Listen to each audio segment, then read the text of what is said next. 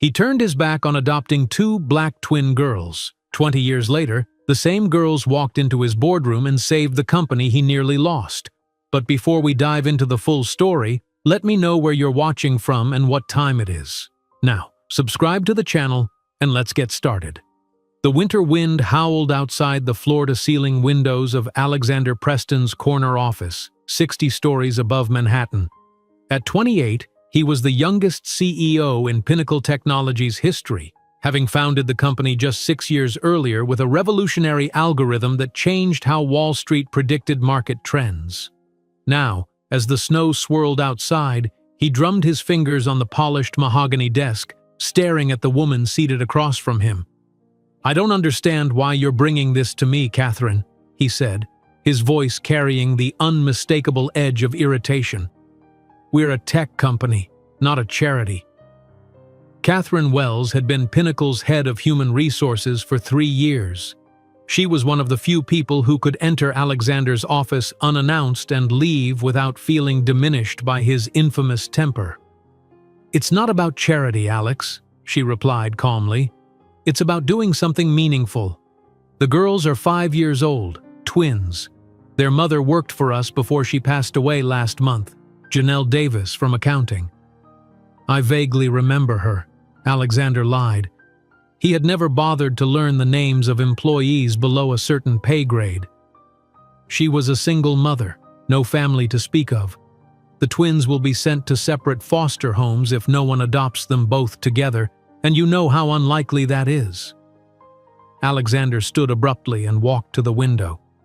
The New York skyline, partially obscured by snow, spread out before him like a kingdom. "And what exactly are you suggesting? That I adopt them?" He laughed, the sound hollow in the cavernous office. "I'm running a billion-dollar company, Catherine. I don't have time for children, let alone twins. You have 3 empty guest rooms in your penthouse, a staff that could help, and more money than you could spend in 10 lifetimes." Catherine persisted. "These girls are bright, Alex. They deserve a chance." Alexander turned back, his expression hardening. "And you think I should upend my life because their mother had the poor judgment to work for my company without making proper arrangements for her children?" Catherine flinched. "That's unnecessarily cruel even for you." "It's realistic," he countered. "Besides, there's the matter of appearance. A single white man adopting 2 black girls? The press would have a field day speculating about my motives." "So you're worried about optics?" Catherine asked, disbelief coloring her voice. "These are children, Alex. Human beings who need a home." Alexander returned to his desk, straightening his already perfectly aligned monitor. "I built this company from nothing, Catherine. Every decision I make affects thousands of employees and millions in shareholder value. I can't afford distractions." "They're not distractions, they're children," Catherine said, rising from her chair. I honestly thought you might see this as an opportunity to do something good with all you've achieved." Alexander raised an eyebrow. "I donate generously to children's charities. That's good enough. Writing checks is easy. Being there for someone isn't." The intercom buzzed, and Alexander's assistant's voice filled the room. "Mr. Preston, your 3 o'clock with the board is ready." "Thank you, Jessica," he responded, then looked at Catherine with finality. "We're done here. Find another solution for those children that doesn't involve me." Catherine gathered her folder and walked to the door, then paused. "You know, Alex, for someone who claims to be so focused on the future, you're terrified of actually building one." She left before he could respond. For a moment, Alexander stood frozen, her words hanging in the air. Then he straightened his tie, pushed the conversation from his mind, and headed to the boardroom. Later that evening, Alexander's private elevator ascended to his penthouse. The silence greeted him like an old friend as he stepped into the vast, minimalist space. Floor-to-ceiling windows offered a panoramic view of Central Park, now blanketed in snow. He loosened his tie and poured himself 2 fingers of 18-year-old scotch. His phone buzzed with a text from Catherine. "I've attached their photo. Just look at them once before you make your final decision." Against his better judgment, Alexander opened the attachment. Two small girls with identical heart-shaped faces and voluminous afro puffs smiled back at him. They wore matching yellow dresses, their arms wrapped around each other. Something unfamiliar stirred in his chest, and he quickly closed the image. He took a long sip of his scotch, savoring the burn. Children were not part of his life plan, especially not children who would require more from him than he was willing to give. His own father had made it abundantly clear that showing affection was weakness, that success required sacrifice. Alexander had learned that lesson well. His phone rang, the board chairman calling to discuss the earlier meeting. Alexander answered, grateful for the distraction from thoughts of wide brown eyes and matching yellow dresses. The next morning, Catherine was waiting in his office when he arrived. "I've made my decision," Alexander said before she could speak. "The answer is no, but I'll set up a trust fund for their education." Catherine's face fell. "A trust fund won't hold them when they have nightmares, Alex. It won't tell them they're loved or valued. It's more than most orphans get," he replied coldly. "Now, if there's nothing else—" "I've arranged for you to meet them," Catherine interrupted. "Just once. They're in the conference room with a social worker." Anger flashed across Alexander's face. "You had no right." "Probably not," she conceded. "But before you write another check to ease your conscience, you should at least look them in the eyes." Alexander's jaw tightened. "Fine. 5 minutes. Then this matter is closed permanently." The conference room was bright with morning sunlight. Two small figures sat at the massive table, their feet dangling far above the floor. A woman in a sensible suit stood nearby, watching Alexander warily as he entered. "Mr. Preston, thank you for taking the time," the social worker began. "This is Zora and Zaria Davis." The twins looked up in unison, their expressions curious but guarded. They were even smaller in person, Alexander thought, dressed in simple jeans and sweaters, their hair styled in neat braids. "Hello," Alexander said awkwardly, remaining near the door. "Are you the one who might be our new daddy?" one of them asked directly. Alexander felt something constrict in his chest. "No, I knew your mother through work." "Oh," the girl replied, disappointment evident in her voice. Her sister remained silent, studying Alexander with an intensity that made him uncomfortable. "Ms. Wells thought it might be helpful for you to meet," the social worker explained to the girls. "Mr. Preston runs the company where your mommy worked." The quiet twin finally spoke. "Our mommy said her boss was the smartest man in New York." Despite himself, Alexander stepped closer to the table. "Did she?" The girl nodded solemnly. "But she said he didn't know how to smile properly." A startled laugh escaped Alexander before he could stop it. Janelle Davis had clearly had his number. "Your mother was very perceptive." "What's perceptive mean?" the first twin asked. "It means she noticed things that others miss," Alexander explained, surprised to find himself taking a seat at the table. "Which one of you is Zora and which is Zaria?" "I'm Zora," said the more talkative one. "She's Zaria. She's older by 2 minutes, but I'm taller by half an inch." "Important distinctions," Alexander noted seriously, earning a small smile from Zaria. Catherine and the social worker exchanged a glance, then quietly stepped out of the room. Alexander stayed for 45 minutes, not the promised 5. The twins were indeed bright, asking thoughtful questions about his company and telling him about their mother with a frankness that was both heartbreaking and refreshing. When Catherine finally returned, Alexander stood abruptly, the spell broken. "I should get back to work," he said stiffly. "Thank you for talking to us," Zora said, while Zaria simply watched him with those two perceptive eyes. Back in his office, Alexander called Catherine in.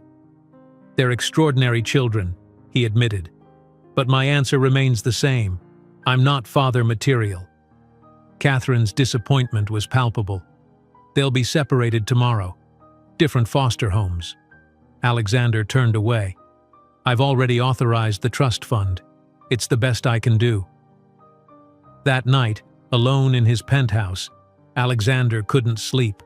The twins' faces haunted him, along with memories of his own cold, loveless childhood. By morning, his decision was unchanged. He was not what those girls needed, no matter what Catherine thought. 2 days later, he learned the twins had been placed in separate homes on opposite sides of the city. He told himself it was for the best and buried himself in work, determined to forget their names and faces. He almost succeeded. 20 years passed like the turning pages of a calendar, each day blending into the next in Alexander Preston's relentless pursuit of success. Pinnacle Technologies had grown into a global powerhouse, expanding from market prediction algorithms to artificial intelligence, quantum computing, and biotechnology. Alexander, now 48, had become a legend in the business world. Brilliant, ruthless, and increasingly isolated. His corner office had only grown larger, now occupying the top floor of Pinnacle Tower, a gleaming spire that dominated the Manhattan skyline. The decor remained minimalist, the only personal touch a small abstract sculpture that Catherine had given him before she retired 5 years earlier. Alexander stared at the quarterly reports on his screen, his brow furrowed. For the third consecutive quarter, Pinnacle's numbers were trending downward. Nothing catastrophic yet, but the pattern was unmistakable. Innovation had stalled. Their competitors were catching up, particularly Nova Dynamics, a younger, hungrier company led by his former protege, Elliot Chen. The intercom buzzed. "Mr. Preston, the executive committee is assembled in the boardroom," his assistant announced. "Thank you, Margaret," he replied, gathering his tablet and notes. He paused at the floor-length mirror near his private elevator, noting the silver threading through his dark hair and the lines etched around his eyes. Success had exacted its price. The boardroom fell silent as Alexander entered. 8 executives, his hand-picked leadership team, watched him warily. They knew the numbers as well as he did. "Let's not waste time," Alexander began, taking his seat at the head of the table. "Our innovation pipeline is drying up. R&D has produced nothing groundbreaking in 18 months, and our best talent is being poached by Nova." He looked pointedly at his chief technology officer. "Explain." James Harrington, the CTO, cleared his throat. "It's a combination of factors. The company culture has become risk-averse. Our best minds feel stifled by the current approval processes. And frankly, Nova offers a more collaborative environment." "Collaborative," Alexander repeated, the word tasting bitter. "You mean they coddle their employees with nap pods and ping-pong tables?" "They give their teams autonomy," the chief marketing officer interjected, "and their diversity initiatives are attracting top talent from underrepresented groups." Alexander waved this away. "We have diversity initiatives." "On paper," she replied carefully, "but our leadership remains predominantly white and male. Our approach to innovation hasn't evolved with our size." Alexander's jaw tightened. He'd built Pinnacle through vision and iron will. Now they were suggesting his leadership style was the problem? "What we need," James continued, "is fresh perspective, new blood." "I'm open to suggestions," Alexander said, though his tone suggested otherwise. The chief financial officer slid a folder across the table. "We've identified a small AI research firm that's developed a promising neural network architecture. Their approach could reinvigorate our product line." Alexander opened the folder and scanned the contents. "Horizon Analytics? Never heard of them." "They're small but brilliant," James explained. "Founded by twin sisters who developed their algorithms while still in graduate school. They've turned down acquisition offers from Google and Microsoft." Something prickled at the back of Alexander's neck. "What are their names?" "Dr. Zora and Dr. Zaria Davis," James replied. "MIT graduates, PhDs in computational neuroscience and artificial intelligence. They're quite remarkable." Alexander felt the blood drain from his face. It couldn't be. "Are you all right, sir?" Margaret asked from the doorway, where she'd entered with his coffee. "Fine," he managed, taking a steadying breath. "Have we approached them about acquisition?" They're not interested in being acquired, the CFO explained, but they might consider a strategic partnership. I've arranged a meeting for next week. Alexander nodded mechanically, his mind racing. After 20 years, the twins he'd refused to adopt were now potential business partners. The irony was not lost on him. That's all for now, he said abruptly, standing. James, send me everything we have on Horizon Analytics. Back in his office, Alexander searched for information about the Davis twins. There they were, two brilliant young women with matching, serious expressions in their professional headshots. Zora with hair cropped short, Zaria with long braids, both with the same penetrating gaze that had unsettled him 20 years ago. Their company biography mentioned nothing about being orphaned or separated in foster care. Instead, it highlighted their academic achievements and technological innovations. According to the press coverage, they had reunited in college after being raised in different households, then founded Horizon Analytics together 5 years ago. Alexander closed his laptop and walked to the window. Had they succeeded despite him, or to spite him? Did they even remember that brief meeting in the conference room? More importantly, did they know who he was? The partnership meeting was scheduled for Tuesday morning.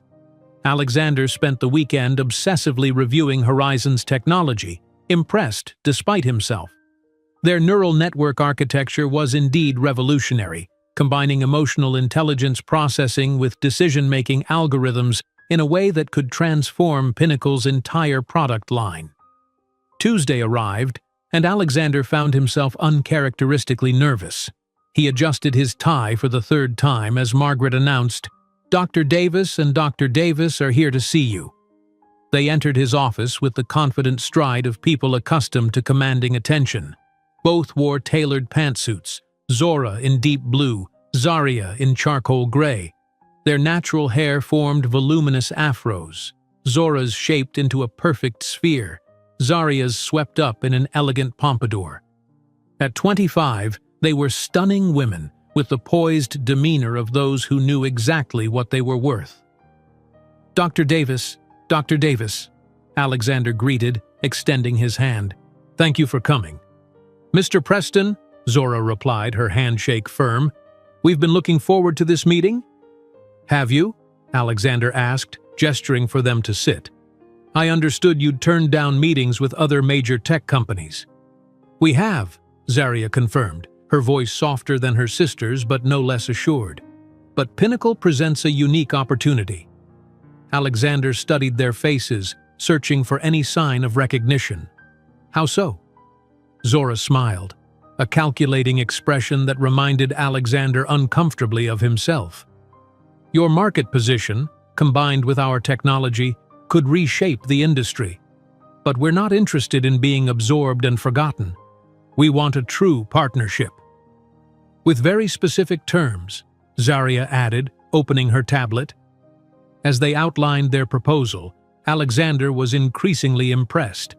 They weren't just brilliant technologists. They were shrewd businesswomen who had thought through every angle of a potential partnership. Your terms are unusual, he noted when they finished. You want to maintain autonomy within Pinnacle's structure. Our innovation thrives on our independence, Zora explained. We've seen too many promising startups get swallowed by corporate bureaucracy. Companies like yours, Zaria added pointedly. There it was, a flash of something in her eyes that suggested she knew exactly who he was. Alexander felt exposed in a way he hadn't in decades. I've reviewed your technology, he said, redirecting the conversation. It's impressive, but I'm curious. What inspired your approach to emotional intelligence in AI? It's not a common focus. The twins exchanged a glance before Zora answered. We grew up in the foster system, Mr. Preston, separated from each other. Understanding human emotions and connections became a survival skill. When we reunited, Zaria continued, we discovered we'd both been developing frameworks for emotional pattern recognition. It seemed natural to apply that to artificial intelligence. Alexander nodded, a lump forming in his throat. And how did you find each other again? Our mother left letters for us, Zora explained, her expression carefully neutral. To be delivered when we turned 18. They included information about each other and a small inheritance that funded our education. Janelle Davis, Alexander said softly. She worked in accounting at Pinnacle. Both women stiffened. Zaria's eyes narrowed. You remember her? I do, Alexander admitted. And I remember meeting you both briefly after she passed away. Yes, Zora said, her voice cool. We remember that meeting too, Mr. Preston. The tension in the room thickened. Alexander cleared his throat. Your proposal warrants serious consideration. I'd like my team to review the technical details more thoroughly. Of course, Zaria replied. We'll have our team coordinate with yours. As they stood to leave, Alexander found himself unable to let them go without saying more. I want you to know… Mr. Preston, Zora interrupted, her tone businesslike. Let's keep this professional. The past is irrelevant to our potential partnership. Alexander nodded, chastened. Of course. Thank you for your time. After they left, he remained at his desk, staring at the space they had occupied. 20 years ago, he had dismissed them as a distraction from his ambitions. Now they might be the key to saving the company he had sacrificed everything to build. The irony was almost too perfect. Alexander couldn't sleep that night. He paced his penthouse, a glass of scotch in hand, replaying the meeting with the Davis twins. They had grown into formidable women, confident, brilliant, and clearly aware of who he was and the choice he had made 20 years ago. The quiet resentment in their eyes had been unmistakable, though professionally masked. He paused at the wall of windows overlooking the city. His reflection stared back at him, successful, wealthy, and utterly alone. No wife, no children, no real friends, just a legacy of technological innovation that was now faltering. His phone buzzed with a text from James. Technical assessment of Horizon's AI is complete. It's everything they claimed and more. We need this partnership. Alexander sighed. Pinnacle needed the Davis twins, but would they truly partner with the man who had refused to give them a home? Their proposal suggested they were willing to set aside personal history for business, but Alexander knew better than most how personal vendettas could lurk beneath professional veneers. After another sleepless night, he called Catherine Wells. Though retired, she had remained one of the few people Alexander maintained contact with. This is unexpected, she answered, surprise evident in her voice. The great Alexander Preston calling an old employee on a Sunday. You were never just an employee, Catherine, he replied. I need your perspective on something. I'm listening. Alexander hesitated, then plunged ahead. The Davis twins. You remember them? A long pause. The girls you refused to adopt. Of course I remember them. Why? They've resurfaced, as brilliant AI researchers with technology Pinnacle desperately needs. Catherine's laugh held no humor. Oh, that's rich. The universe has quite a sense of irony. They know who I am. They remember. I'm not surprised. That kind of rejection leaves a mark. Catherine's voice softened. What do you want from me, Alex? I don't know, he admitted. Absolution, maybe. I can't give you that. Only they could, and I doubt they're interested. She sighed. What are you going to do? Make the deal. Pinnacle needs their technology. And if they're using this as an opportunity for revenge? The question had been haunting him. It's a risk I'll have to take. After ending the call, Alexander made a decision. If he was going to navigate this partnership, he needed to understand who the Davis twins had become. Not just their professional accomplishments, but their personal journeys. He spent the day researching, going far beyond the standard corporate background checks. He found articles about their foster care experiences. Zora had been placed with 5 different families before finding stability with a professor and his wife in Queens. Zaria had fared somewhat better, staying with the same family in Brooklyn, though interviews hinted at emotional distance from her foster parents. A feature in MIT's alumni magazine described their emotional reunion as freshmen, having both earned full scholarships. They had recognized each other instantly, despite 8 years of separation. The article quoted Zora, "Finding each other again was like finding a missing piece of myself. Everything made sense suddenly." Alexander's research revealed other details. Zora had a reputation for being the more outspoken sister, driving their business development, while Zaria was the technical genius behind their most groundbreaking algorithms. They lived together in a brownstone in Brooklyn and were known for mentoring young girls interested in STEM fields, particularly those in foster care.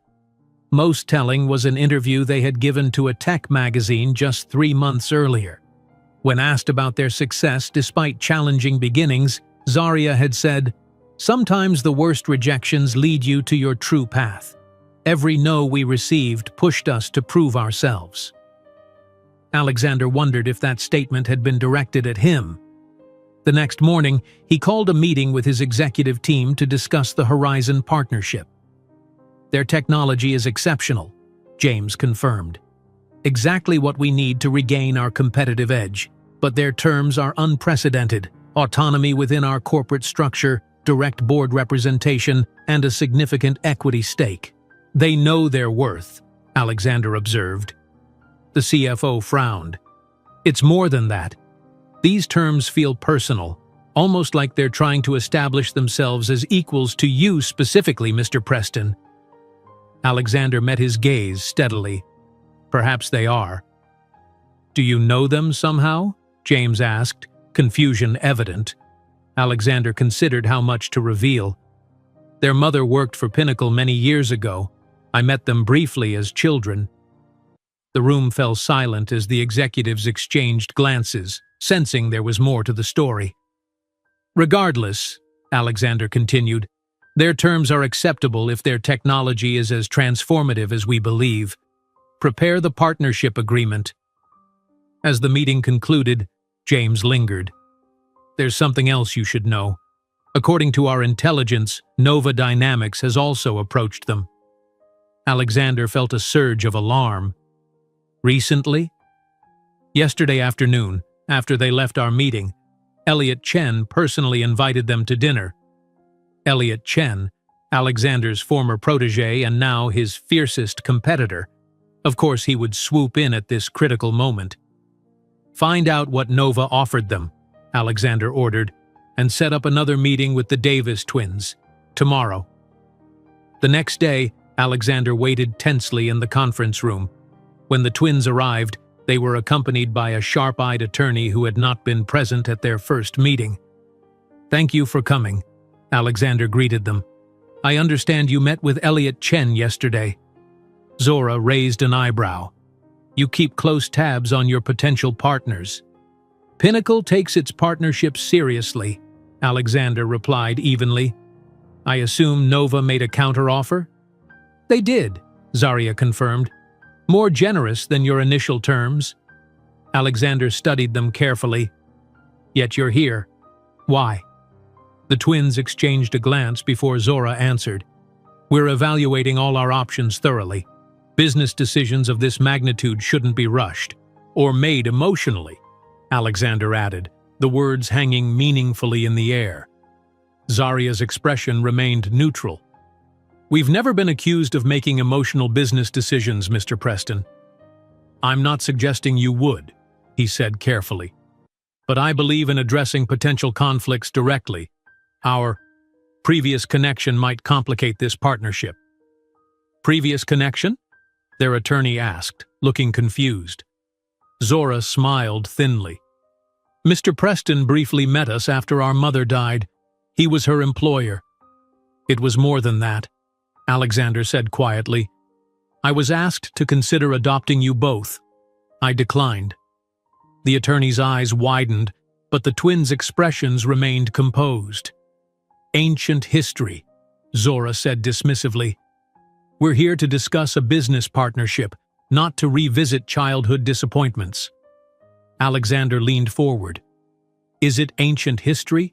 Because Nova's offer came after our meeting, which suggests you may be using their interest as leverage, or perhaps considering them as an alternative if partnering with me proves too uncomfortable." "We're entrepreneurs, Mr. Preston," Zaria replied coolly. "Using all available leverage is simply good business. You of all people should appreciate that." "I do," Alexander acknowledged. "But I need to know that any partnership between us will be based on mutual benefit, not resentment or revenge." "Revenge?" Zora laughed, the sound sharp-edged. "That would require caring about your opinion, Mr. Preston. We stopped doing that a long time ago." The words stung more than Alexander expected. "Fair enough. Then let's discuss revised terms." He outlined a new proposal: more equity, guaranteed autonomy, and board positions for both sisters. The offer was extraordinarily generous, exceeding even Nova's terms according to his intelligence. The twins listened attentively, their faces revealing nothing. When he finished, they conferred briefly with their attorney. "We'll need time to review this," Zora finally said, "and we're still considering Nova's offer." "Of course," Alexander replied, keeping his tone neutral despite his growing anxiety. "How much time do you need?" "We'll give you our decision by Friday," Zaria said, gathering her materials. As they prepared to leave, Alexander made a decision. "Before you go, I'd like to speak with you both privately. Just 5 minutes." Their attorney frowned, but Zora nodded. 5 minutes. After the others had left, an uncomfortable silence filled the conference room. Alexander struggled to find the right words. "I want to apologize," he finally said, "for the decision I made 20 years ago. It was short-sighted and selfish." "It was a business decision," Zora replied, her voice carefully controlled. "You weighed the costs and benefits and determined we weren't worth the investment."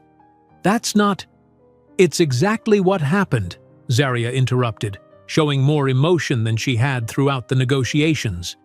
"We were an inconvenience, a potential drain on your time and resources." Alexander winced. "I was young and obsessed with building Pinnacle. I told myself I wouldn't be a good father." "And that absolved you?" Zora asked. "We were separated for 8 years, Mr. Preston. Do you have any idea what that's like? To have the other half of yourself torn away?" "No," he admitted quietly. "I don't. We built our lives and our company despite you, not because of you," Zaria continued. "So you don't get to apologize now because you need something from us." Alexander nodded slowly. "You're right. My timing is suspect. But the apology is sincere, regardless of whether you accept it or our partnership offer." The twins stood in unison. 5 minutes are up," Zora said. "We'll let you know our decision on Friday." After they left, Alexander remained in the conference room feeling hollowed out. The twins' success was a testament to their resilience and brilliance. They had overcome not just the loss of their mother but his rejection as well, turning pain into motivation. Part of him admired them for it. Another part wondered what might have been if he had made a different choice 20 years ago. Would they have still become the remarkable women they were today? Or would his cold, work-obsessed parenting have damaged them? Perhaps his rejection had been a blessing in disguise. Somehow, that thought provided no comfort at all. Friday arrived with an atmosphere of tension throughout Pinnacle's executive floor. Alexander had barely slept all week, his mind vacillating between strategies to secure the Davis twins' partnership and haunting thoughts of what might have been. He had shared the full story with James, needing at least one ally who understood the personal dimensions complicating the negotiations. "They'll choose Nova," Alexander predicted grimly as he and James waited in the conference room. "It's the rational decision." James shook his head. "Their technology is emotion-based. Maybe they don't always make the rational choice." "That would be ironic," Alexander mused, "given that my rejection of them was coldly rational." "Was it?" James asked. "Or were you afraid?" Alexander had no chance to respond as the conference room door opened. The Davis twins entered, their attorney conspicuously absent. Alexander's pulse quickened. Was that a good sign or a bad one? "Thank you for meeting us," Zora began, her expression unreadable. "We've reached our decision. Alexander nodded, steeling himself. And? We're declining both offers, Zarya announced. Pinnacle's and Nova's. The statement hit Alexander like a physical blow. I see, he managed, his voice strained. May I ask why? Zora placed a folder on the table. We've decided on a third option. We're offering to acquire Pinnacle Technologies. For a moment, Alexander thought he had misheard. Excuse me? It's a reverse acquisition, Zora explained calmly. Horizon would become the parent company of Pinnacle, with us as co-CEOs. James made a choking sound. That's unprecedented. Horizon is a fraction of Pinnacle's size. Size isn't everything, Zarya replied. Our technology represents the future. Pinnacle's market position is declining. Our valuation reflects that reality. Alexander fought to control his expression. This is absurd. The board would never approve. Actually, Zora countered, sliding another document across the table, we've already spoken with your major shareholders. Many are receptive, given Pinnacle's recent performance. Alexander's shock gave way to anger as he realized what had happened. While he had been agonizing over their decision, the twins had been orchestrating a takeover attempt. They hadn't been leveraging Nova against Pinnacle. They had been using both companies to gauge their own value and Pinnacle's vulnerabilities. This isn't a business strategy, he said coldly. It's revenge. It's business, Zora corrected. Your company needs our technology to survive. We're offering a solution that benefits your shareholders while preserving our vision. By removing me, Alexander stated flatly. By repositioning you, Zarya clarified. You would remain on the board, but no longer as CEO. Alexander stood abruptly. This meeting is over. If you want to attempt a hostile takeover, you'll need more than a few disgruntled shareholders. The twins remained seated, apparently unfazed by his reaction. We anticipated your response, Zora said. That's why we've prepared this. She handed him another document, an analysis of Pinnacle's weaknesses and a detailed plan for exploiting them if Alexander rejected their offer. It included releasing their technology exclusively to Nova, targeting Pinnacle's key clients, and hiring away their top talent. This is blackmail, Alexander said through clenched teeth.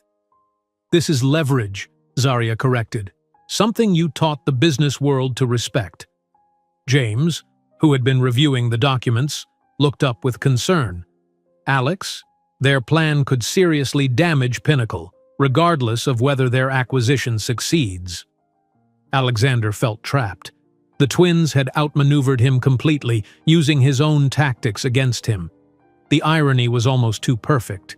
He had refused to make them his daughters, and now they were positioning themselves to take his company. I need time to consider this, he finally said. You have until Monday, Zora replied, standing. We'll expect your answer by noon. After they left, Alexander sank back into his chair, stunned. They planned this from the beginning, he said to James. Every meeting, every negotiation, it was all leading to this. What are you going to do? James asked. Alexander stared at the acquisition proposal. I don't know yet, but I won't surrender Pinnacle without a fight. That evening, Alexander called an emergency meeting with his most trusted board members and executives. The response was mixed. Some were outraged at the twins' audacity, while others saw merit in their proposal given Pinnacle's recent struggles. Their technology really is revolutionary, the head of R&D admitted, and our innovation pipeline is dry. So we partner with them, Alexander insisted. We don't hand them control of the company I built. The partnership terms were generous, the board chairman acknowledged. Perhaps you should have accepted them when offered. The implication was clear.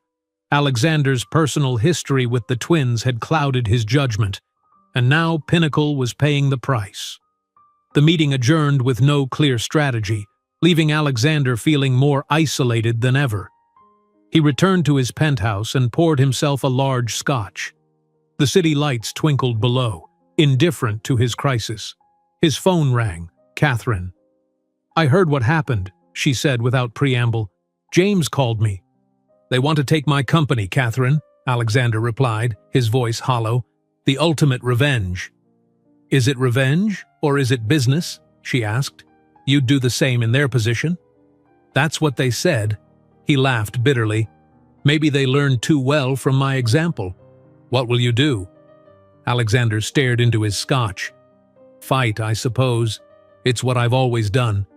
Perhaps, Catherine suggested carefully, there's another approach, one that doesn't involve fighting.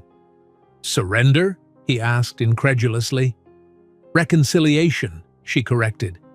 You've spent 20 years regretting your decision not to adopt them. Maybe this is your chance to make amends. Alexander scoffed. By giving them my company? That's a high price for redemption. Is it? Catherine challenged. What else are you saving it for? You have no heirs, Alex. No family. Just an empire that's beginning to crumble. Her words struck a nerve. Alexander had built Pinnacle with singular focus, sacrificing everything else on the altar of success. Now, as he approached 50, he had begun to question what it had all been for. Think about it, Catherine said gently. Maybe there's a solution that serves both your interests. After she hung up, Alexander spent hours staring at the city, turning possibilities over in his mind. By dawn, he had made a decision, not one his business instincts approved, but perhaps one his long-dormant conscience could live with. Sunday afternoon, he texted both Zora and Zaria. I'd like to meet, not at Pinnacle, somewhere neutral, just the three of us. They agreed, somewhat to his surprise, suggesting a quiet tea house in Brooklyn. When Alexander arrived, they were already seated at a corner table, both watching him with guarded expressions. Thank you for coming, he said, taking the third chair. We were curious about what you might say outside the corporate environment, Zora admitted. Alexander took a deep breath. I want to understand something first. Is this truly about business, or is it about settling an old score? The twins exchanged a glance before Zaria answered. Both, in a way. Your rejection shaped our lives, forced us to become self-reliant, driven. The business strategy is sound, but we won't pretend there isn't satisfaction in the symmetry. Alexander nodded slowly. Fair enough. I have a counter-proposal. We're listening, Zora said. A true merger, not an acquisition. Equal leadership. Both of you and me as co-CEOs with clearly defined areas of responsibility. I handle legacy operations. You lead innovation and future development. The twins looked surprised. That's not what we expected, Zaria admitted. I'm trying something new, Alexander said wryly. I've spent 20 years wondering what might have happened if I'd made a different choice when you were 5. I can't change that past, but perhaps we can build something together now. Why would you agree to share power? Zora asked suspiciously. That's not the Alexander Preston we've read about. Because Pinnacle needs your vision, he admitted. And because I'm tired of wondering what I missed by choosing the company over other possibilities. A long silence followed as the twins communicated in that wordless way unique to those who shared both DNA and formative experiences. Finally, Zora spoke. We'll consider it, but we'll need details. Governance structure, decision-making protocols, succession planning. Of course, Alexander agreed. I'll have a draft prepared by tomorrow. As they finished their tea, the conversation shifted subtly from business to more personal matters. Alexander found himself asking about their experiences growing up separated, their reunion, and their path to becoming AI pioneers. We developed our emotional intelligence algorithms partly to understand ourselves, Zaria explained, to quantify and process the impact of early trauma. Our foster experiences were mixed, Zora added. But finding each other again in college was like becoming whole. Alexander listened, truly listened, perhaps for the first time in his relationship with them. He found himself sharing, too, about his own lonely childhood with emotionally distant parents, his drive to succeed at all costs, and his growing realization of what that single-mindedness had cost him. "I've succeeded beyond my wildest dreams," he confessed, "and failed in ways I'm only beginning to understand." As they parted outside the tea house, something had shifted between them. Not forgiveness exactly, but perhaps the beginning of understanding. "We'll review your proposal tomorrow," Zora said. "Objectively." "That's all I can ask," Alexander replied. Walking back to his car, Alexander felt lighter than he had in years. The Davis twins might still take control of his company. They might reject his counteroffer entirely. But for the first time, he was facing the consequences of his past choices honestly, without hiding behind corporate strategy or rationalization. And somehow, that felt like progress. The next morning, Alexander arrived at Pinnacle Tower earlier than usual. The building was quiet, most employees not yet at their desks. He preferred it this way, the calm before the corporate storm, when he could think without interruption. He had spent most of the night drafting his counter-proposal, a three-way leadership structure unlike anything Pinnacle had ever considered. The document outlined clear divisions of responsibility while ensuring that major decisions required consensus from all three CEOs. It was unorthodox, perhaps even radical, but Alexander believed it might satisfy both the twins' desire for control and his need to remain involved with the company he had built. James arrived at 8, looking concerned. "The board is getting nervous. Rumors about the Davis twins' acquisition offer are circulating." "Let them circulate," Alexander replied calmly. "By this afternoon we'll have a different announcement to make." "You're confident they'll accept your counteroffer?" Alexander straightened a stack of papers on his desk. "Not confident. Hopeful." James raised an eyebrow at this uncharacteristic uncertainty. "If they reject it? Then we fight," Alexander said simply, "but I don't think it will come to that."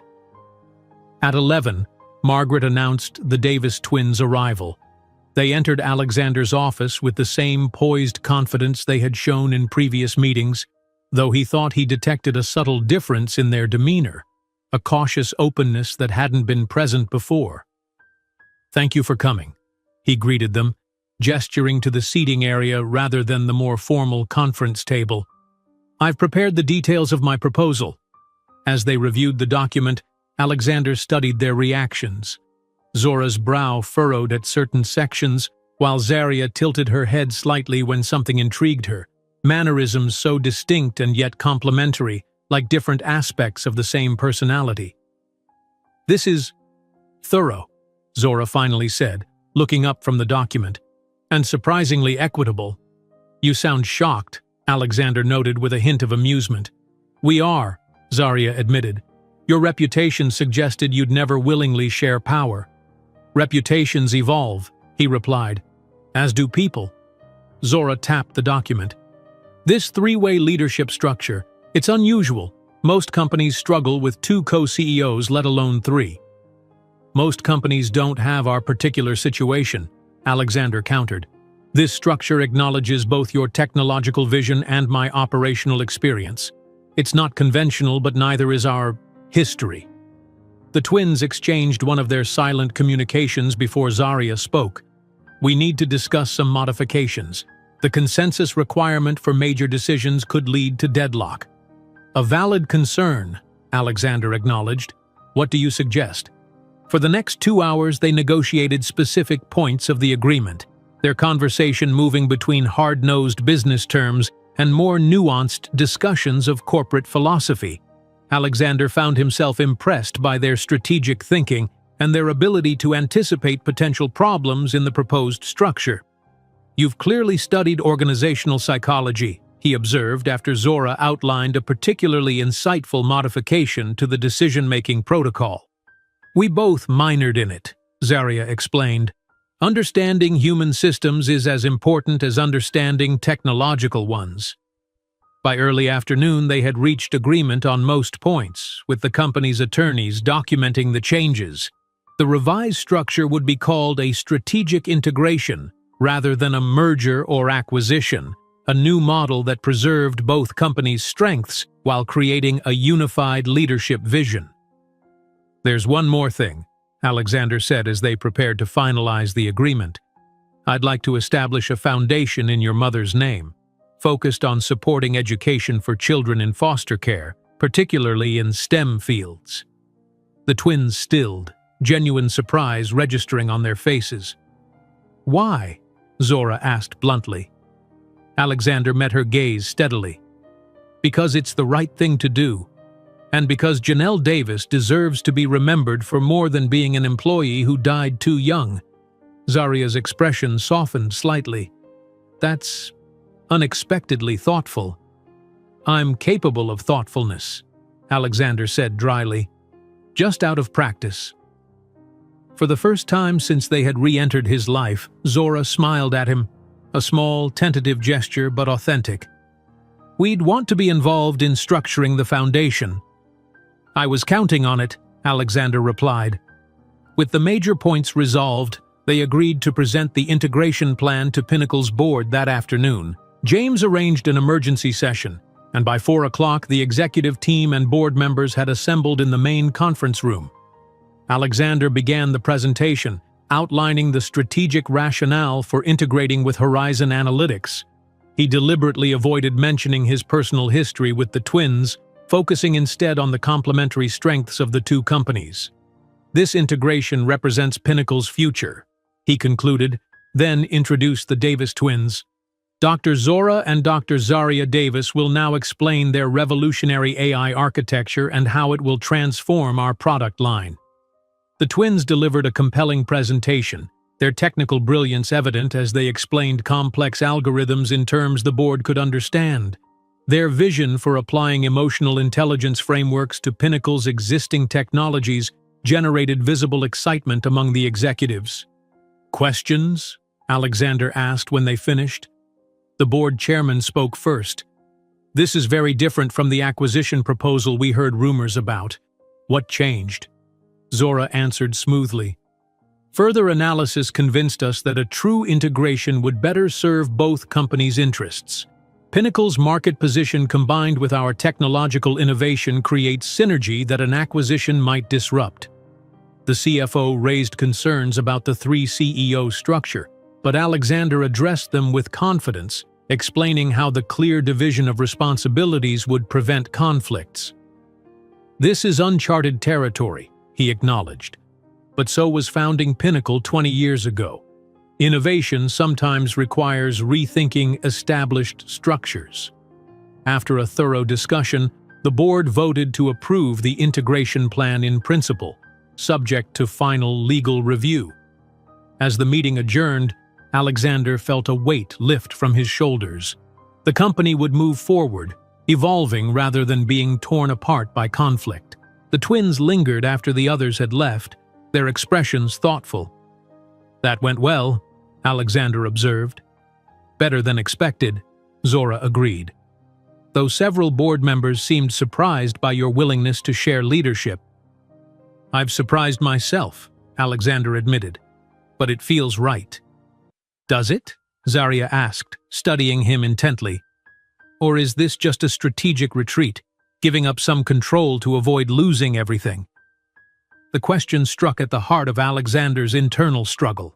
Was his counterproposal merely a tactical maneuver, or did it represent a genuine change in his approach to both business and life?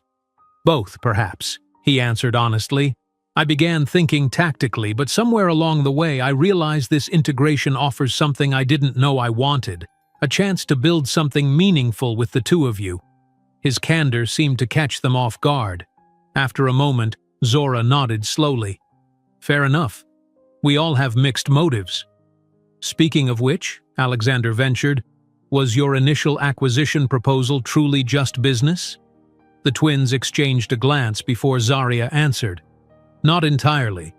We wanted to see how you'd react, if you'd recognize the irony of the situation." "I recognized it," Alexander said wryly. "It was impossible to miss." "And yet you didn't just fight back," Zora noted. "You found a third path." "I'm learning," he replied simply. As they prepared to leave, Alexander was struck by a sudden impulse. "Would you join me for dinner tonight? Not to discuss business, just to talk." The invitation surprised all three of them. The twins hesitated, then Zarya nodded. "All right, but somewhere quiet, away from the corporate world." "I know just the place," Alexander said. That evening they met at a small, unassuming Italian restaurant in Greenwich Village, a far cry from the upscale establishments where Alexander typically entertained business associates. The owner, Mario, greeted Alexander like an old friend, leading them to a corner table partially secluded by a wooden lattice covered in artificial grapevines. "You're a regular here?" Zora asked, looking around at the homey decor. Alexander nodded. "For 20 years. It's one of the few places in New York where I'm just another customer, not Alexander Preston, CEO." They ordered wine, and as they waited for their meals, an awkward silence descended. After 2 decades of separation and days of intense negotiation, they were suddenly without agenda or purpose, just 3 people with a complicated shared history trying to navigate unfamiliar personal terrain. "Tell me about your foster families," Alexander finally said, "if you're comfortable sharing." The twins exchanged a glance before Zora began. "I had 5 placements in 8 years. Some were challenging." "She means awful," Zarya interjected softly. "The 3rd family used foster children as free labor for their small business. The 4th was emotionally abusive." Alexander winced. "I'm sorry." "My final placement was better," Zora continued. "A professor and his wife. They encouraged my interest in mathematics and computing." "And you?" Alexander asked Zarya. "I stayed with one family in Brooklyn," she replied. "They were stable but distant. They provided for my physical needs but weren't emotionally available. I spent most of my time at the library or the school computer lab." Alexander nodded, a familiar ache building in his chest. "And you found each other in college?" Their faces brightened simultaneously. "Our first day at MIT," Zora confirmed. "We had both earned full scholarships but didn't know the other would be there. I was in the freshman orientation when I felt this pull. I turned around, and there she was." "We recognized each other instantly," Zarya added, "even after 8 years apart." "That must have been extraordinary," Alexander said quietly. "It was like finding a piece of myself I didn't know was missing," Zora explained. "Suddenly everything made sense. Why I'd always felt incomplete, why I'd struggled to connect with others." "We moved into a dorm room together that day," Zarya continued. "Started finishing each other's sentences within a week. Our roommates thought we were telepathic. As they shared more stories, their academic achievements, the founding of Horizon, the challenges they had overcome, Alexander found himself deeply moved. These remarkable women had emerged from circumstances that might have broken others, using their pain as fuel for their ambitions rather than allowing it to define them. "You've accomplished so much," he said finally, "despite everything." "Because of everything," Zora corrected. "Adversity can be a powerful motivator." Alexander nodded, thinking of his own driven path to success. "I understand that better than most." As the evening progressed, the conversation became more personal. Alexander shared stories from Pinnacle's early days, the sleepless nights, the near failures, the moments of breakthrough. The twins listened with genuine interest, occasionally asking questions that revealed their own entrepreneurial experiences. By the time dessert arrived, the initial awkwardness had largely dissipated, replaced by a cautious but growing connection. They were not family. Too much time and too many choices stood between them and that possibility. But they were no longer merely business associates either. They were 3 people with a shared past and perhaps a shared future, finding their way toward some new form of relationship. 2 weeks after the board approved the integration plan, Pinnacle Technologies and Horizon Analytics made the announcement public. The business press exploded with analysis and speculation, financial experts debating the wisdom of the unconventional three-CEO structure, while technology journalists celebrated the potential of the Davis twins' emotional intelligence algorithms. Alexander had braced himself for scrutiny, but even he was surprised by the media frenzy. CNBC ran a special segment titled Preston's Power Play, portraying the integration as his strategic masterstroke rather than the compromise it had actually been.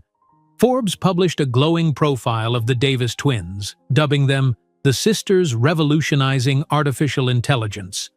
The Wall Street Journal took a more measured approach, acknowledging the risks of the unusual leadership structure while praising the technological synergies.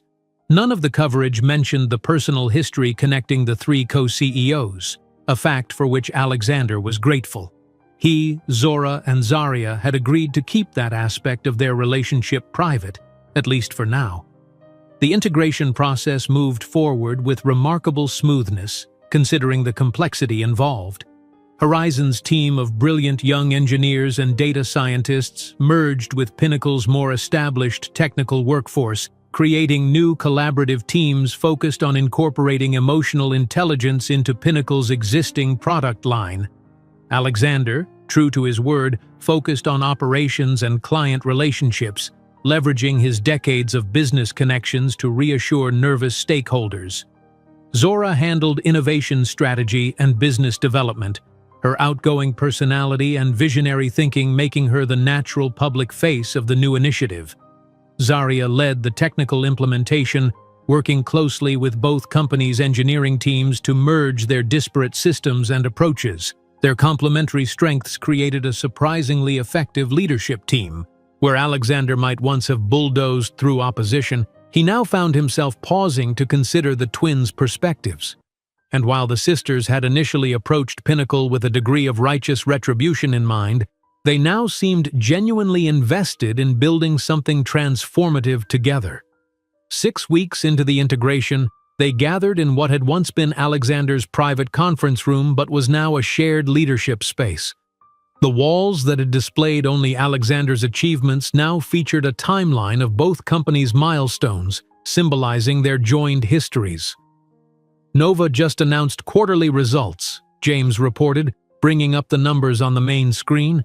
They're down 12%. The market is starting to recognize that our integration gives us the edge. Zora studied the figures with satisfaction. Elliot Chen must be kicking himself for not securing our technology when he had the chance. He underestimated you, Alexander observed. A mistake I nearly made myself. Good thing you're a quick learner, Zaria remarked with a hint of a smile. Their working relationship had evolved into something approaching friendship over the past weeks. The dinner at Mario's had been followed by other informal meetings, coffee before official workdays began, occasional shared lunches in the executive dining room. They were building trust incrementally, one conversation at a time. The development team has the prototype ready for the first integrated product, Zaria announced, switching topics. They're calling it Empath AI. Appropriate, Alexander nodded. When can we see it? Tomorrow afternoon. The engineering team wants to run final diagnostics before the demonstration. Zora added, Marketing is already preparing the launch strategy. The focus group's response to the concept has been overwhelmingly positive. As they continued discussing the upcoming product launch, Alexander found himself struck by how naturally they had fallen into this shared leadership role. The structure that had seemed so radical on paper was working in practice, each of them contributing their unique strengths while respecting the other's domains. After the meeting, Alexander lingered, watching as the twins gathered their materials. I'd like to invite you both to dinner this weekend, he said. At my home. There's something I want to discuss outside the office environment. The sisters exchanged a quick glance, that silent communication that never failed to fascinate Alexander. Is everything all right? Zaria asked. Everything's fine, he assured them. Just something personal I'd like your input on. They agreed, curiosity evident in their expressions. Alexander spent the rest of the week wondering if he was making the right decision. The idea had been forming in his mind for weeks, but voicing it would make it real, a commitment he couldn't easily retract. Saturday evening arrived and Alexander found himself uncharacteristically nervous as he prepared for the twins' visit. His penthouse, like his office, had always been a monument to his singular achievements. Stark, minimalist, impressive, but impersonal. Recently, though, he had begun to introduce small changes. A few carefully selected pieces of art that spoke to him emotionally rather than as investments. Books on subjects beyond business and technology. Even a few plants, bringing literal life into the space. The elevator announced their arrival at precisely 7. Alexander greeted them at the door, noting with interest that they had dressed similarly but not identically. Zora in a royal blue jumpsuit, Zarya in a patterned dress of the same color family, both with their natural hair styled in elaborate updos. "Welcome," he said, ushering them inside. "Can I offer you a drink?" "White wine, if you have it," Zora replied, while Zarya requested sparkling water. They moved to the living area, where floor-to-ceiling windows offered a spectacular view of Central Park and the city beyond. The twins took in the space with evident curiosity, noting the subtle changes since their first and only previous visit for a brief strategy session. "You've added personal touches," Zarya observed, gesturing to a vibrant, abstract painting that now dominated one wall. Alexander nodded. "I'm trying to remember there's more to life than quarterly results." "A revolutionary concept," Zora teased gently, accepting the wine he offered. Dinner was served at a glass table positioned to maximize the view. The meal, prepared by Alexander's personal chef, who discreetly disappeared after serving, was excellent, the conversation flowing more easily than any of them might have expected months ago. As they finished dessert, Alexander steered the conversation toward the purpose of the evening. "I've been thinking about the Janelle Davis Foundation," he began. "The concept we discussed as part of our agreement." The twins nodded, their expressions turning more serious. "We've been developing some ideas for its structure," Zora said. "So have I," Alexander replied, "but I've also been thinking about something more personal." He took a breath, then continued. "I'd like to make you both the primary beneficiaries of my estate."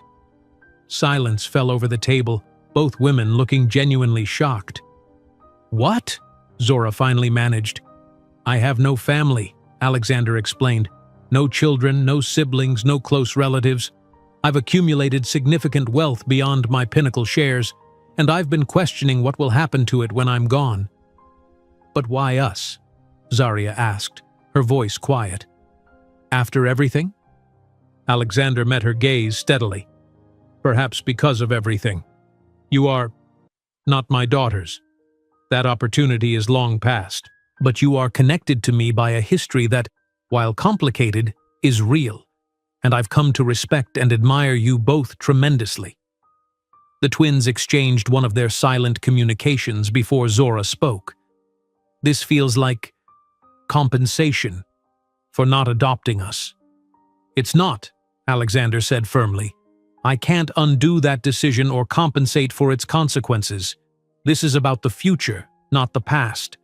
About recognizing that you two, more than anyone else in my life, share my vision and values for what technology can achieve." "We need time to think about this," Zarya said carefully. "It's unexpected." "Of course," Alexander nodded. "There's no rush. I just wanted you to know my intentions." The conversation shifted to lighter topics, but an undercurrent of thoughtfulness remained. As the evening concluded and the twins prepared to leave, Zora paused at the door. "Why now?" she asked. "You're not ill, are you?" Alexander smiled slightly. "No, I'm perfectly healthy. Just evolving, I suppose. Recent events have caused me to reevaluate many things." After they left, Alexander stood at the windows watching the city lights twinkle below. He had spoken truthfully. He wasn't ill. But the past few months had brought home the emptiness at the core of his life's achievements. His wealth, his company, his reputation, all would outlast him. But to what end if there was no one who truly cared to carry forward his legacy? The Davis twins were not his family in any traditional sense, but they were perhaps the closest thing to family he would ever have. And in their brilliant minds and determined spirits, he recognized something of himself. The best parts, he hoped, without the coldness that had isolated him for so long. Monday morning brought a return to business as usual. The personal conversation of Saturday night seemingly set aside as they focused on the impending product launch. The prototype demonstration exceeded even their high expectations, the Empath AI system showing remarkable ability to recognize and respond to emotional cues in both text and voice interactions. This will transform customer service applications, Alexander noted, watching as the system adapted its responses based on subtle voice modulations from the test subject. And educational software, Zaria added. Imagine learning programs that can detect when a student is confused or frustrated and adjust accordingly. The market potential is enormous, Zora agreed, but we need to be careful about the ethical implications. This technology could be misused for manipulation if it fell into the wrong hands. Alexander nodded thoughtfully. You're right. We should establish an ethics committee to develop guidelines for its implementation. This suggestion, placing ethical considerations on par with market potential, represented a significant evolution in Alexander's business philosophy. Before the integration, he would have focused solely on monetization, leaving ethical concerns for later consideration, if at all. The twins noticed the change, exchanging a meaningful glance before Zora said, "That's an excellent idea. We should include external experts as well as our own team." As they left the demonstration, Alexander's assistant approached with an urgent message. "Sir, there's a situation developing with the Nova acquisition.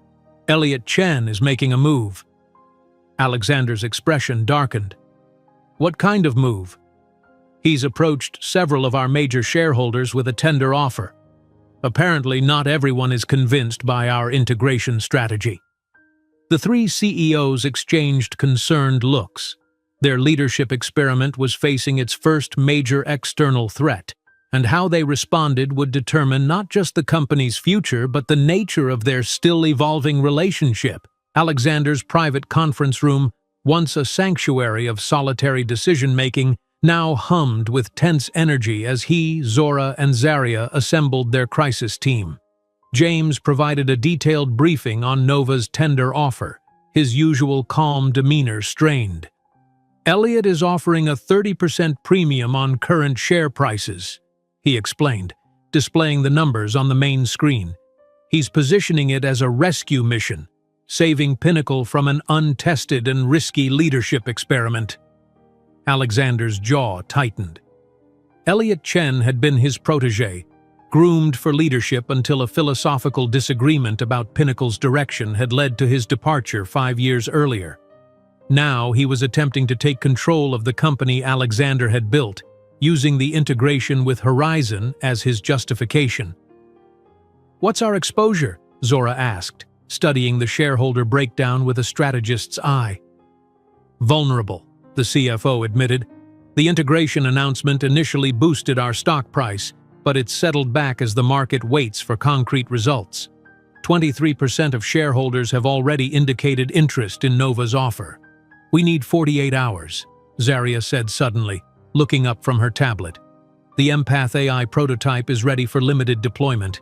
If we can demonstrate real-world results, it could shift market perception." Alexander nodded. "I'll contact our largest institutional investors personally. Many of them have supported Pinnacle through previous challenges. And I'll prepare a counter-narrative," Zora added. "Nova's tender offer isn't about saving Pinnacle. It's about preventing us from dominating the emotional AI market. We need to make that clear to shareholders and the press." As the team dispersed to implement their respective strategies, Alexander found himself impressed by the twins' composure under pressure.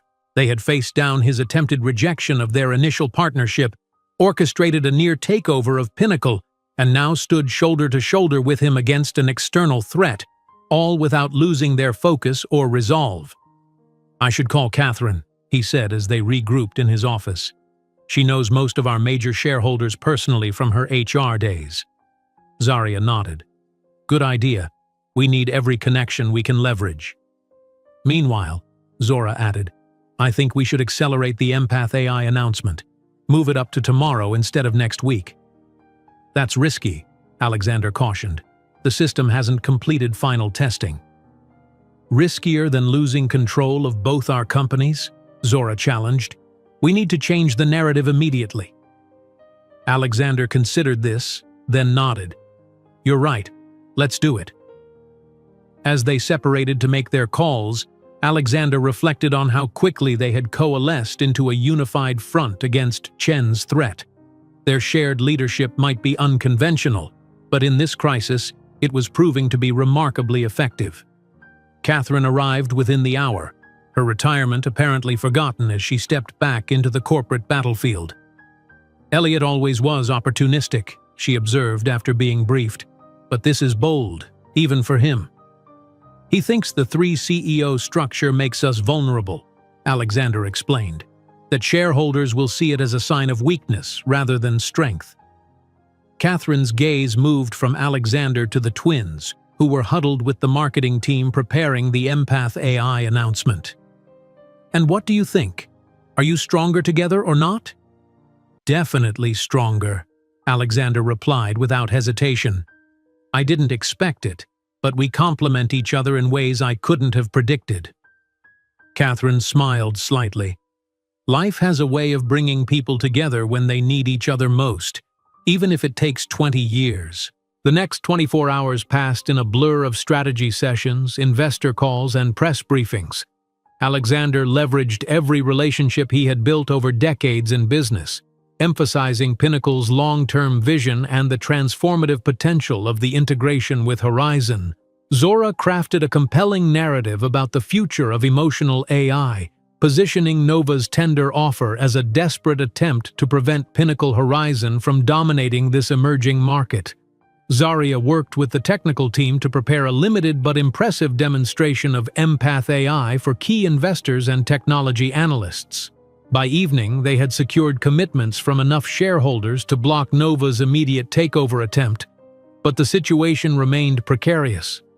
They gathered in Alexander's office to regroup, all showing signs of fatigue after the intense day. "We've bought some time," Alexander acknowledged, loosening his tie. "But Chen won't back down easily. He's wanted Pinnacle since the day he left. Then we need to make Pinnacle Horizon too valuable for shareholders to risk selling," Zora said, pacing energetically despite her exhaustion. "Tomorrow's Empath AI demonstration has to be flawless." Zarya looked up from her tablet, her expression troubled. "There's a problem with that. The system is showing inconsistencies in the final testing. Nothing catastrophic, but enough that a public demonstration could be risky."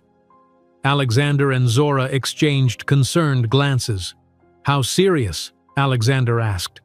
"The core emotional recognition is solid," Zarya explained, "but the response algorithms occasionally generate inappropriate outputs when faced with complex emotional states." "Can it be fixed before tomorrow?" Zora pressed. Zarya shook her head. "Not with confidence. We need at least 3 more days of calibration." "We don't have 3 days," Alexander said grimly. "Chen has scheduled a press conference for tomorrow afternoon. He'll be making his case directly to the public and shareholders." A heavy silence fell over the room as they confronted their dilemma. Demonstrating a flawed system could backfire spectacularly, confirming the very doubts Chen was trying to sow about their leadership. But without something concrete to show investors, they risked losing critical support. "What if we pivot?" Zora suggested suddenly. "Instead of a full demonstration, we offer a technical preview for a select group of analysts, focusing on the core technology without the response generation that's causing problems." Zarya considered this. "That could work. We showcase the emotional recognition capability, which is truly revolutionary, while being transparent about the ongoing refinement of the response algorithms." "Transparency as a strength rather than hiding a weakness," Alexander mused. It's counter to typical corporate strategy, but it might just work in this case. They quickly restructured their plan, identifying the most influential technology analysts and arranging for an exclusive preview the following morning. The event would be small and controlled, allowing them to manage expectations while still generating excitement about Empath AI's potential. As midnight approached, Catherine insisted they all get some rest. "You can't fight a corporate war if you're collapsing from exhaustion," she admonished, her tone brooking no argument. Alexander offered his penthouse guest rooms to the twins, who accepted gratefully, recognizing the practicality of staying close given the early morning ahead. As they prepared to leave his office, Alexander's phone rang, an unlisted number. "Preston," he answered tersely. "Hello, Alex." Elliot Chen's smooth voice filled the line. "I thought we should talk, mentor to former mentee." Alexander put the call on speaker, nodding to the twins. "There's nothing to discuss, Elliot. Your tender offer will be rejected." Chen laughed softly. "You always were confident, sometimes beyond reason. But I wonder if your new partners share that confidence." The twins stepped closer to the phone, their expressions hardening at Chen's condescending tone. "We're quite confident," Zora replied coolly. "In fact, we're looking forward to demonstrating exactly why your tender offer is both undervalued and ill-timed." "Ah, Dr. Davis," Chen responded, sounding amused. "Or should I say Dr. Davis's? I was hoping you'd be there. You know, I offered you both a very generous partnership with Nova just weeks ago. That offer could still be available, without the complication of Alexander's baggage." Alexander felt a chill at the implication. Did Chen somehow know about their personal history? "What exactly are you suggesting, Mr. Chen?" Zarya asked, her voice carefully controlled. "Simply that you might have aligned yourselves with the wrong partner," Chen replied smoothly. "Alexander's time has passed. Pinnacle's innovation has stagnated under his leadership. You deserve better collaborators for your brilliant technology. Our partnership with Alexander and Pinnacle is based on shared vision and complementary strengths," Zora stated firmly. "It's not open to renegotiation." "Even if I could offer you complete control of your technology," Chen pressed. "No compromise, no shared leadership, no answering to a man who—" "That's enough, Elliot," Alexander interrupted, his voice sharp. "Your divide-and-conquer strategy won't work. We stand united." After a brief pause, Chen's tone hardened. "Very well. I'll see you at the shareholders' meeting next week. Sleep well, Alex, while you still can." The call ended, leaving a tense silence in its wake. Alexander looked at the twins, uncertainty flickering across his features. "He seemed to be hinting at something. About our history." Zora nodded slowly. "I caught that too. But how could he know? We've never discussed it publicly." "Corporate espionage is his specialty," Alexander said grimly. "He might have had someone dig into our backgrounds looking for leverage." "If he knows," Zarya pointed out, "he could use it to undermine shareholder confidence. Suggest our partnership is based on personal history rather than business logic." Alexander rubbed his temples, feeling the weight of past decisions bearing down on him. "I'm sorry. I never imagined my choice 20 years ago would create vulnerability for you now." The twins exchanged one of their silent communications before Zora spoke. "Maybe it's time we controlled the narrative ourselves." "What do you mean?" Alexander asked. "If Chen is planning to expose our history, perhaps we should reveal it first," Zarya suggested. "On our terms." Alexander stared at them, shocked. "You want to publicly acknowledge that I refuse to adopt you?" "Not as a confession or an accusation," Zora clarified, "but as context for our current partnership, a full-circle moment that demonstrates our ability to move beyond past differences for a greater purpose." "It's risky," Alexander warned. "The press could spin it negatively, make me look heartless, or suggest you're motivated by revenge." "Or," Zarya countered, It could be a powerful story of reconciliation and shared vision that transcends personal history, the kind of authentic narrative that resonates in today's business environment. Alexander considered this, seeing the strategic wisdom in their suggestion despite his instinctive reluctance to expose such a personal failing. If we do this, we do it together. Complete transparency, no spin. The twins nodded in unison. Together, they agreed. As they finally departed for a few hours of rest, Alexander felt a curious mixture of apprehension and relief. The prospect of publicly acknowledging his past rejection of the twins was daunting, and yet, the thought of no longer carrying that secret, of facing it openly alongside the very women he had once turned away, offered a strange kind of liberation. Morning arrived too quickly, bringing with it final preparations for the technical preview. The selected analysts arrived at Pinnacle Tower at 9, ushered into a specially prepared demonstration room where Zarya led them through Empath AI's emotional recognition capabilities. The presentation was a measured success, not the spectacular launch they had originally planned, but enough to generate positive buzz and counteract some of Chen's narrative about their supposedly failing leadership experiment. By noon, technology blogs were publishing the first impressions, most expressing cautious optimism about the potential of emotion-based AI. The stock price stabilized, and several wavering shareholders reaffirmed their support for the current management. But the real test was still to come. At 3 o'clock, they would hold a press conference of their own, directly competing with Chen's scheduled announcement. And they would reveal the truth about their shared past, a high-stakes gamble that could either cement their leadership or provide Chen with the ammunition he needed to topple them.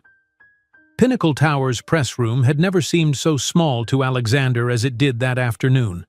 Typically used for quarterly earnings announcements and product launches, the space was now packed beyond capacity with journalists, industry analysts, and camera crews.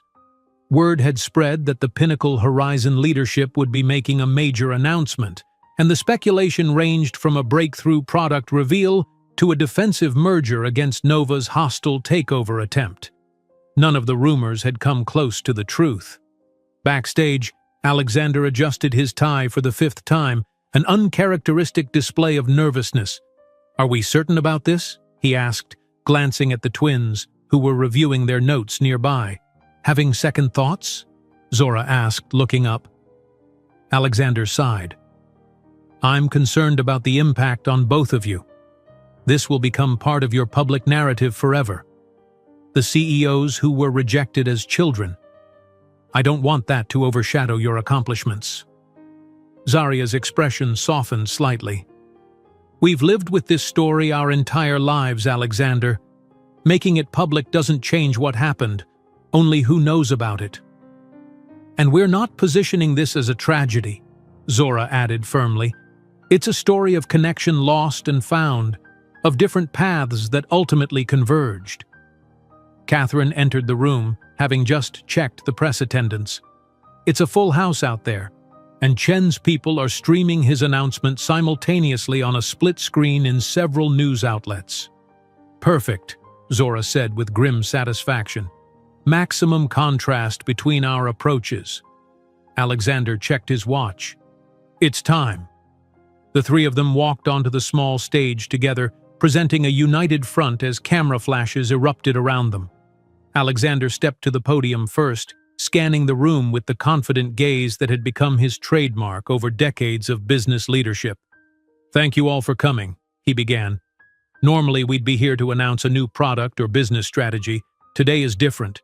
Today we want to share something more personal, a story that provides context for our unique leadership structure and vision for Pinnacle Horizon's future." He paused, meeting the curious gazes of the assembled reporters. 20 years ago, I made a decision that I've come to recognize as the greatest mistake of my life. A decision based on ambition and fear rather than human connection." A murmur ran through the audience as Alexander continued.